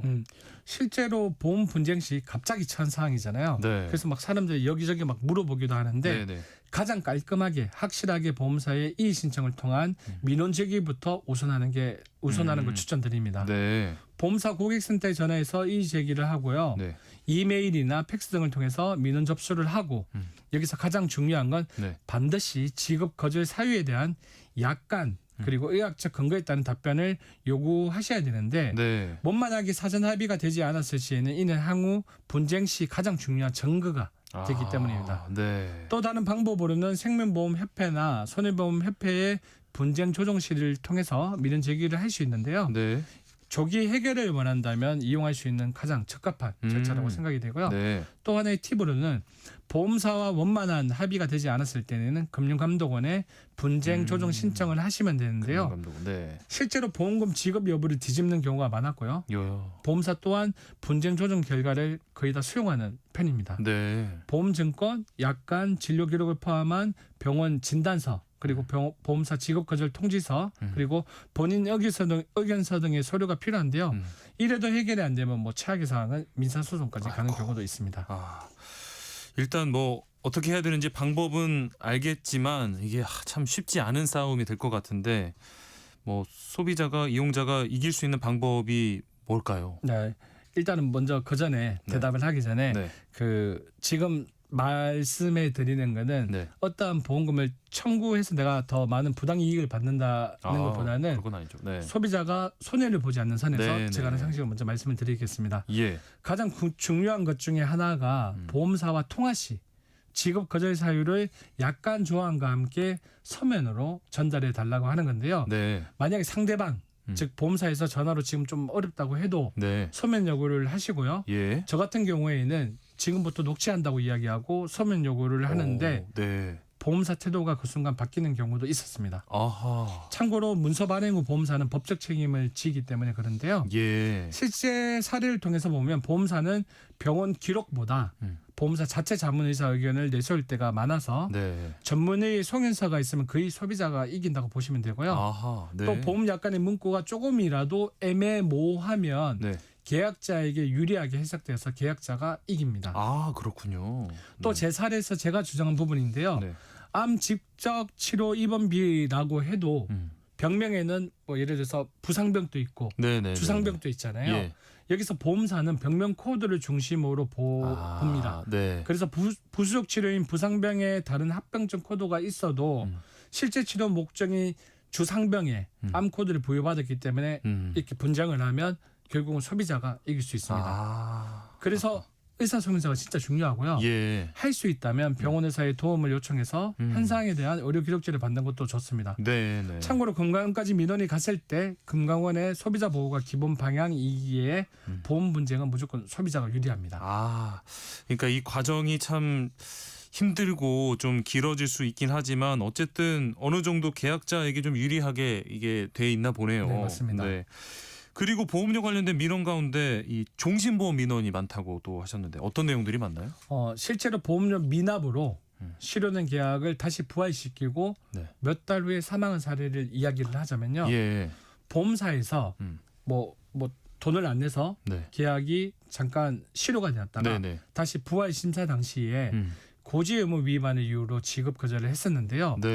부활 시점도 새로운 계약처럼 고지 의무가 발생하지만 보험사가 추가 고지 등의 적극적 요구가 없었기에 민원을 제기한 소비자가 이겼습니다. 같은 맥락으로 가입자가 고혈압, 당뇨 등의 과거 병력을 일부 누락했다고 하며 사망보험금 지급을 거절했던 경우도 있었는데요. 가입 당시 병력이 뭐 입원이라든지 수술 수준이 아니었거나 가입자가 중요한 병력이라고 인식하기 어려운 수준이었기에 고지 의무 위반이 아니라고 판단해 지급 결정을 했었고요. 이처럼 애매모호한 부분은 무조건 소비자가 이긴다고 생각하시면 됩니다. 다행이네요. 또 보험사가 사망 원인을 고의성, 자살, 음주 등을 주장하며 보상을 회피하는 경우도 꽤 있는데요. 네. 자살이 명확히 입증되지 않을 때에는 법원은 대부분 보험사 입증 부족으로 소비자 손을 들어줍니다. 또 많이 분쟁하는 것 중에 하나가 사망보험금은 종신이지만 네. 뭐 우리가 일반적인 특약인 진단, 수술, 입원비 특약 등 부가 특약이 네네. 대부분 80세 만기 등으로 되어 있거든요. 예. 이렇게 만기 기간이 정해져 있어서 특약 만기 후 보장되지 않는 것을 몰랐다는 민원 또 꽤 많은데요. 네. 이 경우는 특약 만기가 명확히 보험증권에 기재되어 있어서 소비자가 지는 경우가 대부분이고요. 아하. 일부 계약서 사인에 대리 사인 등을 이유로 또 뭐 설계사 설명 누락을 이유로 일부 소비자가 이렇게 다툼을 벌이면 승소하기도 합니다. 그러면 만약에요, 보험을 가입하고 나서 알고 있는 내용과 달라서 다시 이 납입금을 돌려받고 싶다 하면 가입한 후에 뭐 몇 개월 안에 청구를 해야 되나요? 실제로 종신보험을 저축 상품, 투자 상품을 알고 있었다가 네. 일부만 투자나 적립되고 위험보험료가 빠져나가는 사망보험금이 지급되는 상품이라는 걸 알고 민원 제기를 할까 고민하다가 네. 가입 후 상당 기간이 흘러서 포기하는 분도 여러 번 봤었는데요. 네네. 보통 몇 달이라고 생각을 하는데 몇 네. 달이 아니라 예. 분쟁 제기 가능 기간은 유형마다 다르지만 네. 대부분 최소 1년 이상 상황에 따라서 5년까지도 가능한데요. 그래요. 일단은 보험금 청구 사유가 발생한 날로부터 3년 안에 분쟁을 제기하면 문제가 없습니다. 네. 참고로 설계사가 약관 등의 주요 설명 의무 위반이나 불안정 판매 등의 보험사 가실에 대한 분쟁은 5년까지 가능하고요. 네. 금감원 분쟁 조정은 소멸시효 문제만 없다면 보험 가입 후 10년, 15년이 지나도 가능합니다. 또 약관을 주지 않았거나 설명하지 않았다면 가입 후 5년 또는 10년이 지나도 분쟁에서 인정되는 사례도 많습니다. 그러니까 결국에는 애초에 잘 가입해서 분쟁이 없게 하는 게 가장 중요하겠네요. 맞습니다. 그 보험을 제대로 가입하고 싶으면 약관을 받지 않거나 설명을 안 하면 절대 가입하지 말고요. 네. 보험 분쟁의 대다수가 그런 설명 들은 적 없다입니다. 네. 그래서 지겹더라도 약관의 설명을 잘 듣고 이해 안 되면 질문하고요. 네. 이왕이면 문서나 아니면 뭐 요즘 뭐 카톡도 많이 하잖아요. 네네. 카카오톡이나 메일, 문자 등으로 남겨두면 좋습니다. 네. 또 보험금 액수보다 더 중요한 건 진단 기준이라서 보장되는 진단 기준과 코드 그리고 제외되는 사항에 대한 부분을 명확히 확인하는 게 중요하고요. 예. 또 깐깐해 보일 수 있지만 설계사분들의 말은 참고를 하고 최종 판단은 반드시 약관 기준으로 보장 제외 조건 등과 보장의 범위 등을 확인해야 합니다. 네. 자, 마지막으로 혹시 또 덧붙여 주실 말씀 있으실까요? 저는 직접적으로 이런 사례들을 좀 많이 보고 많이 나서기도 하는데 실제로 종신보험과 암보험 등에서 분쟁이 많고요. 암보험 같은 경우에는 분쟁 발생 시 치료비에 직결되기에 정리해서 다시 한번 조금 이야기를 드리면요. 네. 갑상선암, 기타 피부암, 경계성 종양 등에 있어서 보험사는 소외감 또는 유사암으로 분류해 지급 축소하기에 이를 가입 시 잘 알아보고 가입하는 게 중요합니다. 예. 그리고 과거 결절 또는 혹을 암 전 단계로 간주해서 지급 거절한 사례도 있기에 가입 시 고지 의무에 대해서 명확히 하는 게 중요합니다. 또 일부 보험사에는 고주파, 내시경 절제 등에 대해서 시술로 보고 암 수술비로 보지 않을 수도 있으니 이 부분도 꼭 확인하는 걸 추천드리고요. 마지막으로 어쩔 수 없이 보험 분쟁이 일어나면 안 되지만 혹시나 사고 시 문제없게 하기 위해서 모든 기록은 문서로 남겨두는 게 좋은데 꼭 전화 말고 서면 답변을 요구해야 합니다. 또 직접적 원인, 인과관계 인정됨 그리고 주상병, 부상병 등의 문구가 보험금 지급 여부를 결정하기에 의사의 소견서가 중요한데요. 가급적 의사 소견 시 정확한 본인 사항을 이야기하는 게 중요하고요.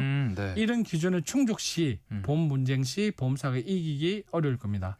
보험 분쟁은 누구에게나 생길 수 있고 어떻게 대응하느냐에 따라서 결과가 크게 달라집니다. 네. 자, 오늘 이 내용이 좀 많은 분들에게 도움이 됐으면 좋겠습니다. 보험 분쟁과 이 보험 분쟁 시 해결 방법 등에 대해서 살펴보고 있는데요. 문자 상담으로 바로 이어가 보도록 하겠습니다.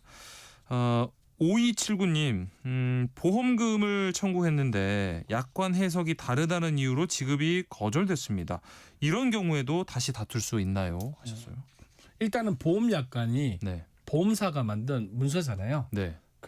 그래서 약관이 모호하거나 여러 해석이 가능하면 오늘 말씀드렸듯이 가입자에게 유리할 수 있습니다. 네네. 이럴 때는 보험사에 이의 신청으로 재심 요청을 하면 되고요. 네. 통상 지급 거절 통보서를 받은 날로부터 뭐 3년 안에 이렇게 네. 약관 조항을 왜 이렇게 해석했느냐에 따라서 제시해달라고 하면 되고요. 네. 또 금융감독원에 민원을 제기하면 비용도 안 들고 변호사비도 안 들기 때문에 네. 웬만하면 금감원을 통해서 이렇게 신청하시면 된다고 생각합니다. 네. 2468님, 보험 설계사 설명과 실제 약관 내용이 다를 경우에 이 부분을 보험 분쟁으로 문제 삼을 수 있을까요? 하셨거든요. 일단은 네. 보험 설계사의 설명과 뭐 약관이 다를 경우에는 네. 하나만 지급 생각하시면 됩니다. 예. 그 설계사는 네. 보험사의 대리인이 되기 때문에 예. 설계사의 잘못된 설명 책임은 보험사가 지게 됩니다. 그래서 이럴 경우에는 무조건 뭐 예전에 받았던 뭐 제안서라든지 네. 자료 등을 들고 분쟁을 하게 되면 네. 결국에는 고객이 이길 확률이 굉장히 높습니다. 네네. 사실은 이런 일에서 좀 뭔가 억울한 경우가 많이 생기는 것 같아서 좀 뭔가 안타까운 일이 많을 것 같다라고 예상을 했는데 생각보다 계약자가 유리한 경우가 많은가 보네요. 맞습니다. 네. 7251님, 수술을 받았는데요. 보험사에서는 약관상 수술에 해당하지 않는다라고 하면서 보험금을 주지 않겠다고 합니다. 병원에서는 분명 수술이라고 했는데 이럴 때 어떻게 해야 되나요? 이렇게 생각하시면 되는데요. 네. 의사가 말하는 수술과 네. 그리고 보험 약관상 수술이 다를 수 있습니다. 예. 하지만 그렇다고 해서 포기하지 마시고요. 병원에서 네. 의학적 소견서만 받으면 되는데요. 이때 네. 의사한테 뭐 보험금 청구용이라고 말하지 말고 예. 의학적 소견서를 요청합니다라고 말씀을 드리고 네. 치료 목적이 의료 행위라는 부분이 들어가시면 웬만하면 건강한 단계 전에서 보통 고객이 이기는 형태로 네. 결정이 됩니다. 예, 항상 이 소견서를 잘 받아야 되는군요. 네, 맞습니다. 9184님, 교통사고로 치료를 받았는데요. 일정 기간이 지나니까 보험사에서 과잉 진로라면서 치료비 지급을 중단했습니다. 이 기준은 누가 정하는 건가요? 하셨는데. 이것도 실제로 조금 많은 사례인데요. 네. 과잉 진료인지 여부를 보험사가 일방적으로 결정한 권한은 없습니다. 네. 원칙적으로 치료 필요성 판단의 1차 기준은 의사거든요. 예. 그래서 보험사는 의학적 근거를 갖춰서 반박해야 하지만 지급 뭐 중단을 할 수 있기 때문에 네. 이 부분은 만약에 이런 분쟁이 발생이 되면 네. 의사한테 만나서 소견서에 예. 뭐 현재 증상과 통증 정도 그리고 뭐 사고와의 인과관계 등을 추가로 이렇게 만약 기재받을 수 있으면 금융감독원에 민원 제기하면 이럴 경우에는 거의 고객이 이긴다고 생각하시면 됩니다. 네. 자, 그리고 8842님이요. 제가 저축형 보험 10년 납부 10년 거치 상품을 가입했는데요. 혹시나 보험사가 부도나거나 하면 이거 어떻게 되나요? 라고 질문 주셨어요. 이거는 이 앞전에 뭐 MG 손해보험 사태도 있듯이 네. 보험사가 부도 나기 전에 국가에서 어떤 형태로 다시 다른 보험회사에 인수하게 되기 때문에 그런 걱정은 안 하셔도 된다고 개인적으로 생각하고 있습니다. 네, 이 부분이 혹시 뭐 1억까지 예금자 보호 적용되는 것과 관련이 있을까요? 그거랑 상관없이 보험사 같은 경우에는 만약에 어떠한 뭐 회사의 뭐 가실로 인해서 네. 회사 경영이 어려우시면 우리나라에서 여태까지는 다른 보험회사로 인수를 하게끔 권장했습니다. 예, 네. 콩으로 한킴 9072님께서 25년 전 아들이 5살 때 넘어져서 미간 부분이 찢어졌습니다. 꿰맸는데 수술인 줄 그때 모르고 보험료를 못 받았어요. 3년이 지나고 나서 알았는데 보험사에서 기간이 지났다면서 안 된다고 했다고 하시네요. 25년 전인데 이러면은 이거는 어떻게 받기가 어려울까요? 어렵죠. 그건 너무 기한이 지났습니다. 아니 그때 당시였으면 어떠한 다른 결과가 나올 수 있는데 지금 시간이 흘러도 너무 많이 흘렀습니다. 이 부분은. 야, 그 당시에 3년 지났다고 해도 아마 너무 늦은 건 아니었던 것 같은데 맞습니다. 네. 어떤 연유로 그랬는지 모르겠지만 너무 시간이 많이 지나서 좀 네. 안타깝습니다. 네. 자, 오늘 세무정 톡톡 상담소 돈 되는 라디오 여기서 마치도록 하겠습니다. 한국경제교육원 서형노 원장과 함께했습니다. 고맙습니다. 네, 수고하십시오.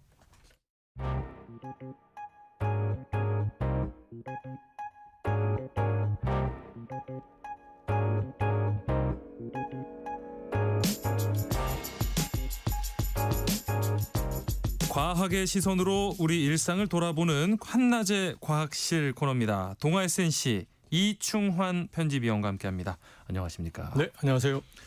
오늘은 또 어떤 이야기를 들고 오셨을지 기대되는데요. 어떤 이번 이야기죠? 시간에는 이제 곧 개봉을 앞둔 영화인데요. 네. 아바타. 오. 예, 불과제 3편이 네. 예, 개봉되는데 네. 예, 그 배경이 되는 곳이 영화 속의 외계 천체 판도라잖아요. 예. 이 판도라가 얼마나 과학적으로 그럴듯한 세계인지 실제 우주에는 판도라 같은 곳이 어디까지 가능한지 살펴보고요. SF와 과학이 만나는 지점을 함께 탐험해 보겠습니다. 사실 많은 분들이 제 주변에서도 이 SF 영화는 너무 뭐 비과학적이야라고 네. 말하기도 하거든요. 근데 과학적으로 한번 따져본다. 너무 재밌습니다. 이 영화 아바타라고 하면 사실 가장 먼저 떠오르는 게 이 판도라라는 외계 행성인데 네. 사실은 판도라가 행성이 아니라고요? 네, 그렇습니다. 네. 그 영화 속 판도라는 네. 그 항성, 즉 별 주위를 도는 행성이 아니라요. 네. 거대한 가스 행성인 폴리페무스를 도는 위성입니다. 그러니까 외계 네. 위성이죠. 예. 이 설정이 왜 흥미롭냐면 실제 천문학에서도 요즘 외계 생명체는 행성보다 위성에 있을 가능성도 있다. 이렇게 진지한 얘기가 나오고 있습니다. 그래요. 우리 태양계만 봐도 행성은 8개지만 위성은 400개가 넘는데요. 네. 그중에 이제 유로파, 엔셀라두스, 타이탄처럼 지하 바다가 있거나 대기를 갖추거나 화학 에너지를 있어서 생명체가 있을 수도 있겠다. 이런 추정되는 곳이 있거든요. 예. 다시 말해서 판도라는 완전히 허무맹랑한 상상은 아니고요. 과학적으로 꽤 영리한 무대 설정이다 이렇게 말씀드릴 수 있습니다. 그렇군요. 그러면 뭐 실제로 이렇게 생명체가 존재할 만한 어떤 네. 외계 행성이 발견된 적이 있나요? 네, 아직 뭐 영화 속 판도라처럼 뭐 푸른 숲과 생명체가 보이는 행성을 직접 본 적은 없지만요. 네. 과학자들이 이미 5,000개가 넘는 외계 행성을 발견했습니다. 네. 그중 상당수는 생명체가 살 수 있을지도 모르겠다 하는 조건을 갖춘 곳들이 좀 있습니다. 예. 이 발견의 주역은 미국 항공우주 나사의 케플러와 테스 우주망원경인데요. 네. 이 망원경들은 별 앞을 이제 행성이 지나갈 때 별빛이 아주 미세하게 어두워지거든요. 네. 이 현상을 트랜시트라고 하는데 이 방법으로 외계 행성을 찾아냈습니다. 네. 그 중에서 판도라 후보로 좀 주목받는 외계 행성들 한 3가지 정도 소개해드리겠습니다. 예. 먼저 트라피스트 1 시스템인데요. 네. 외계 태양계의 아파트 단지라고 할 수 있습니다. 아파트 단지요? 네, 네. 지구에서 약 40광년 거리에 있는데 네. 지구 크기와 비슷한 행성이 7개가 한 별 주위를 빽빽하게 돌고 있어요. 네. 예, 그 중에서 3개 정도는 생명체가 거주 가능한 구역인 골드락스 존에 위치할 거로 추정이 되거든요. 네. 그러니까 이 시스템이 흥미로운 건 한 별 주위에 지구 같은 행성이 여러 개 동시에 존재한다는 겁니다. 그래서 네. 아파트 단지 표현을 드린 거고요. 네. 과학자들은 여기서 액체물이 존재할 가능성 그리고 바다 행성으로 존재하지 않을까 이런 가능성을 진지하게 지금 검토하고 있습니다. 네. 두 번째는 KE-18b라는 행성인데요. 예. 여기서 대기에 물 냄새가 납니다. 네. 지구에서 약 120광년 거리에 있는데 지구보다 약 8배 정도, 8배 정도 무거운 슈퍼지구의 형태입니다. 예. 제임스 웹 우주망원경이 관측한 결과 대기에서 물 수증기뿐만 아니라 이산화탄소, 메탄이 검출됐어요. 특히 메탄 같은 경우는 생명 활동과 관련될 수 있는 기체거든요. 네. 그래서 이제 관심을 받았습니다. 네. 다만 아직 표면이 바다인지 고온고압 환경인지 아직은 확실하지 않다고 합니다. 세 번째로는 지구의 사촌 같은 행성인데 네. TOI-700D라는 행성입니다. 예. 지구에서 약 100광년 떨어져 있는데 지구 크기와 거의 동일합니다. 네. 그리고 항성의 생명 거주 가능 구역, 다시 말씀드려 골드락스 존에 정확히 위치하는데요. 네. 이 행성은 온도 조건만 놓고 보면 지구와 가장 비슷한 외계 행성 중 하나입니다. 네. 아직 대기 성분이 있는지 자세히 밝혀지진 않았지만 아마 후속 관측으로 최우선 타겟이 될 것 같습니다. 지금 뭐 얘기하는 것들이 40광년, 120광년 네. 엄청나게 먼 거리인데 이걸 어떻게 알아냈는지도 참 궁금하고 아까 계속 설명해 주신 게 생명 거주 가능 구역, 골디락스 존이란 표현인데 이게 정확히 어떤 특징이 있는 건가요? 이 골디락스 존은 쉽게 말씀드리면 항성으로부터 너무 뜨겁지도 너무 차갑지도 않은 거리에 있는 구역이다. 그러니까 항성에 너무 가까우면 물이 끓어서 증발할 거잖아요. 네네. 그리고 너무 멀면 물이 얼겠죠. 얼겠죠. 네. 그래서 딱 적당한 거리에 있으면 액체물이 유지될 가능성이 높다. 태양계의 경우 골디락스 존에 있는 행성은 바로 지구죠. 네. 이 개념의 이름은 사실 동화 골디락스와 세 마리의 곰에서 왔습니다. 이 동화의 주인공인 소녀 골디락스는 이제 숲속에서 길을 잃고 헤매다가 빈집을 찾아가 들어가는데요. 여기가 곰 세 마리가 살던 집이었거든요. 근데 이 곰 세 마리는 이제 출타 중이었고 집안 식당에는 이제 죽 3그릇이 있었습니다. 그런데 골디락스는 너무 뜨겁지도 너무 차갑지도 않은 적당하게 따뜻한 죽을 찾아 먹었다고 합니다. 이 동화 속의 이야기를 빗대서 골디락스 존의 행성은 어머니 행성으로부터 너무 멀지도 너무 가깝지도 않아서 적당하게 따뜻한 온도가 형성될 수 있는 위치를 도는 행성에 생명체가 번성하기 알맞다. 이런 의미로 붙인 겁니다. 결국 너무 뜨겁지도 차갑지도 않은 죽처럼 생명에게 딱 좋은 조건이다. 이런 말씀을 드릴 수가 있습니다. 그래서 과학자들이 외계 생명을 찾을 때 가장 먼저 보는 기준이 바로 골디락스 존입니다. 그런데 아까 처음에 그 행성이 아니고 아까 말씀하신 뭐 유로파나 엔셀라두스 이런 위성이 외계 생명체 후보지로 언급된다고 하셨는데 그 이유는 또 뭔지 궁금한데요. 과거엔 외계 생명체를 찾을 때 이제 지구처럼 생긴 행성만 떠올렸는데요. 최근에 과학의 관점이 조금 바뀌었습니다. 태양에서 즉 별에서 얼마나 떨어져 있느냐보다 내부에 에너지원이 있느냐, 액체물이 있느냐, 뭐 이런 조건이 더 중요하다. 이렇게 판단하고 있습니다. 그래서 목성, 토성 같은 거대 가스 행성의 위성들의 행성에 강한 중력이 미치고 내부 마찰로 생기는 열 덕분에 아마 태양과 좀 멀어도 얼음 아래에 바다가 유지될 수 있을 거다 이런 추측을 하거든요. 근데 실제로 목성 위성 유로파는 지구 바닷속 생명처소와 가장 닮은 환경입니다. 얼음 지표면 아래 거대한 액체 바다가 존재한다 이런 게 거의 확실시되는데요. 바다 깊이는 수십 킬로미터 그리고 물의 양은 지구 바다보다도 훨씬 많을 거다 이렇게 추정됩니다. 조석 가열로 이제 바다가 얼지 않고요. 그래서 바닷속에 해저 열수구가 존재할 가능성이 있어서 이게 이제 지구 과거의 생명 기원과 유사하거든요. 그리고 토성의 위성 엔셀라두스 같은 경우는 이미 생명 재료를 우주로 뿜고 있는 위성입니다. 엔셀라두스 남극에서 물기둥이 우주로 검출이 됐는데 이 물기둥이 얼음과 수증기로 이루어졌습니다. 이 분출물에서 유기분자 그리고 수소, 메탄이 검출됐거든요. 그래서 아마 이 바다 아래에서 뭔가 화학 에너지 반응이 일어난다. 이게 생명 활동 아닐까 이렇게 추정을 하고 있는 거죠. 그리고 토성의 위성 타이탄은 지구와는 좀 다른 방식의 생명 실험실인데요. 두꺼운 대기가 있고 메탄, 에탄의 바다가 있습니다. 그러니까 지구와 유사하게 비 그리고 강, 바다의 순환 시스템이 존재하긴 하는데 이게 물 대신 메탄이거든요. 그래서 메탄 기반의 생명체 가능성이 있는 거죠. 그래서 생명과 비슷한 생명 활동과 비슷한 복잡한 유기화학 반응도 일어나고요. 그러면 이 영화 아바타 속에 나오는 판도라 같은 위성이 실제 현실에도 존재할 가능성이 있을까요? 가능성은 충분히 있습니다. 특히 영화에서 위성 판도라를 품은 폴리페무스 행성은 알파 센타우리 A라는 별을 공전하고 있는 걸로 설정돼 있거든요. 근데 흥미롭게도 알파 센타우리는 3개의 별로 이루어진 시스템입니다. 삼중성계인데요. 태양과 크기와 이제 질량이 비슷한 2개의 별 알파 센타우리 A와 B가 있고요. 그리고 희미한 적색 외성인 프록시마 센타우리가 있습니다.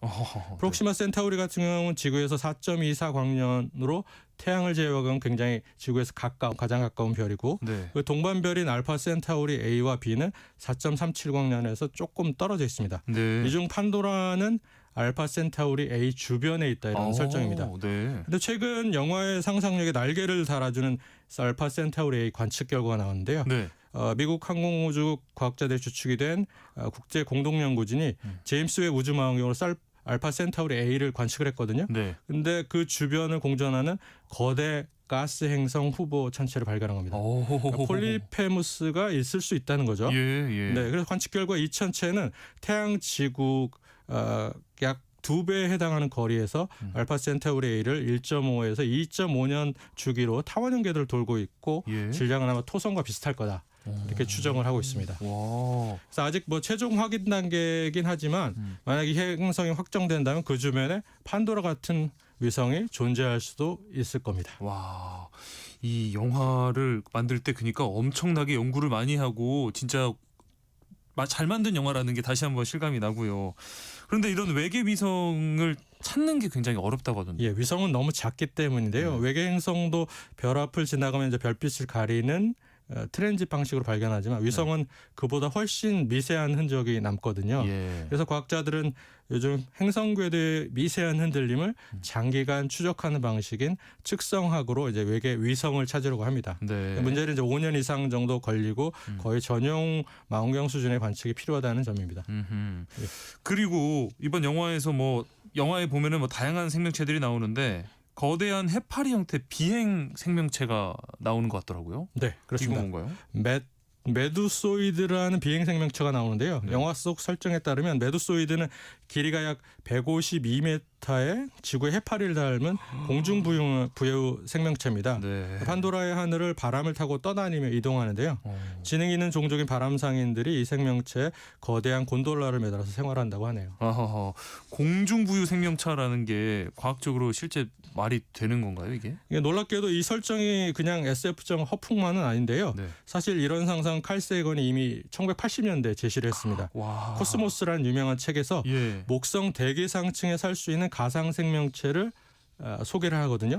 단단한 땅이 없어도 부력과 대기 순환만으로 생명체가 떠서 살 수 있다는 가정을 했습니다. 그래서 구체적으로 3가지 생명체를 시스템으로 구현했는데 플로터, 거대한 풍선이나 해파리처럼 생긴 부유 생명체입니다. 가벼운 가스 주머니로 대기 중을 떠다니는데 광합성이나 화학 반응으로 에너지를 얻고요. 이 생태계의 어떤 기본 생산자 역할을 합니다. 싱커가 있는데 두 번째 가스 주머니를 조절해서 위아래로 이동하는 중간 소비자에 해당합니다. 플로터의 이제 사체나 유기물을 먹으면서 대기층을 순환해서 물질 재활용을 담당하고요. 헌터가 있는데요. 그러니까 말대로 포식자입니다. 그러니까 플로터를 사냥합니다. 빠른 반응과 감각기관을 갖춘 이 생태가 최상위의 소비자입니다. 결국 땅 없이도 바다 없이도 대기 자체가 생태계가 될 수 있다는 어떤 사고 실험이었죠. 그래서 영화 속의 메두소이드는 사실상 공기보다 가벼운 생물학적 풍선인 플로터가 진화한 SF적 버전이라고 볼 수가 있겠습니다. 이 말씀해주신 메두소이드 말고 또 윈드레이라는 이 공중 생명체가 또 있는 것 같아요. 네네, 윈드레이는 단순 탈 것이 아니라 갑오징어처럼 유선형의 몸과 추진기관을 가진 공중항해 생명체인데요. 그러니까 스스로 방향을 잡고 이동하며 거대한 해파리형 생명체인 메두소이드를 유도하고 견인하는 역할을 합니다. 그래서 영화 속에서 바람상인들이 매다는 곤돌라는 사실 레이가 조종하는 생체 비행선에 가깝습니다. 그리고 이제 흥미로운 점은 공생관계인데요. 메두소이드는 부력과 에너지를 제공하는 거대한 떠다니는 대기 플랫폼이고 윈드레이는 방향 감각과 기동성을 담당합니다. 그래서 마치 현실 생태계로 치면 고래와 청소물고기 혹은 말미잘과 흰동가라의 어떤 공중 버전이라고 할 수 있습니다. 야, 이렇게 영화 아바타를 좀 과학으로 풀어보니까 혹시 이제 영화 보러 가시는 분들 더 재미있게 영화를 감상하실 수 있을 것 같습니다. 한낮의 과학실 오늘 순서 여기서 마치겠습니다. 동아 SNC 이충환 편집위원과 함께했습니다. 고맙습니다. 네, 감사합니다. 세상의 모든 정보 오늘 순서 여기서 마무리하겠습니다. 모바일 쿠폰 당첨자는 홈페이지 공지사항에서 확인하시고요. 저는 내일 다시 찾아뵙겠습니다. 행복한 오후 보내세요. 지금까지 아나운서 임지웅이었습니다. 고맙습니다.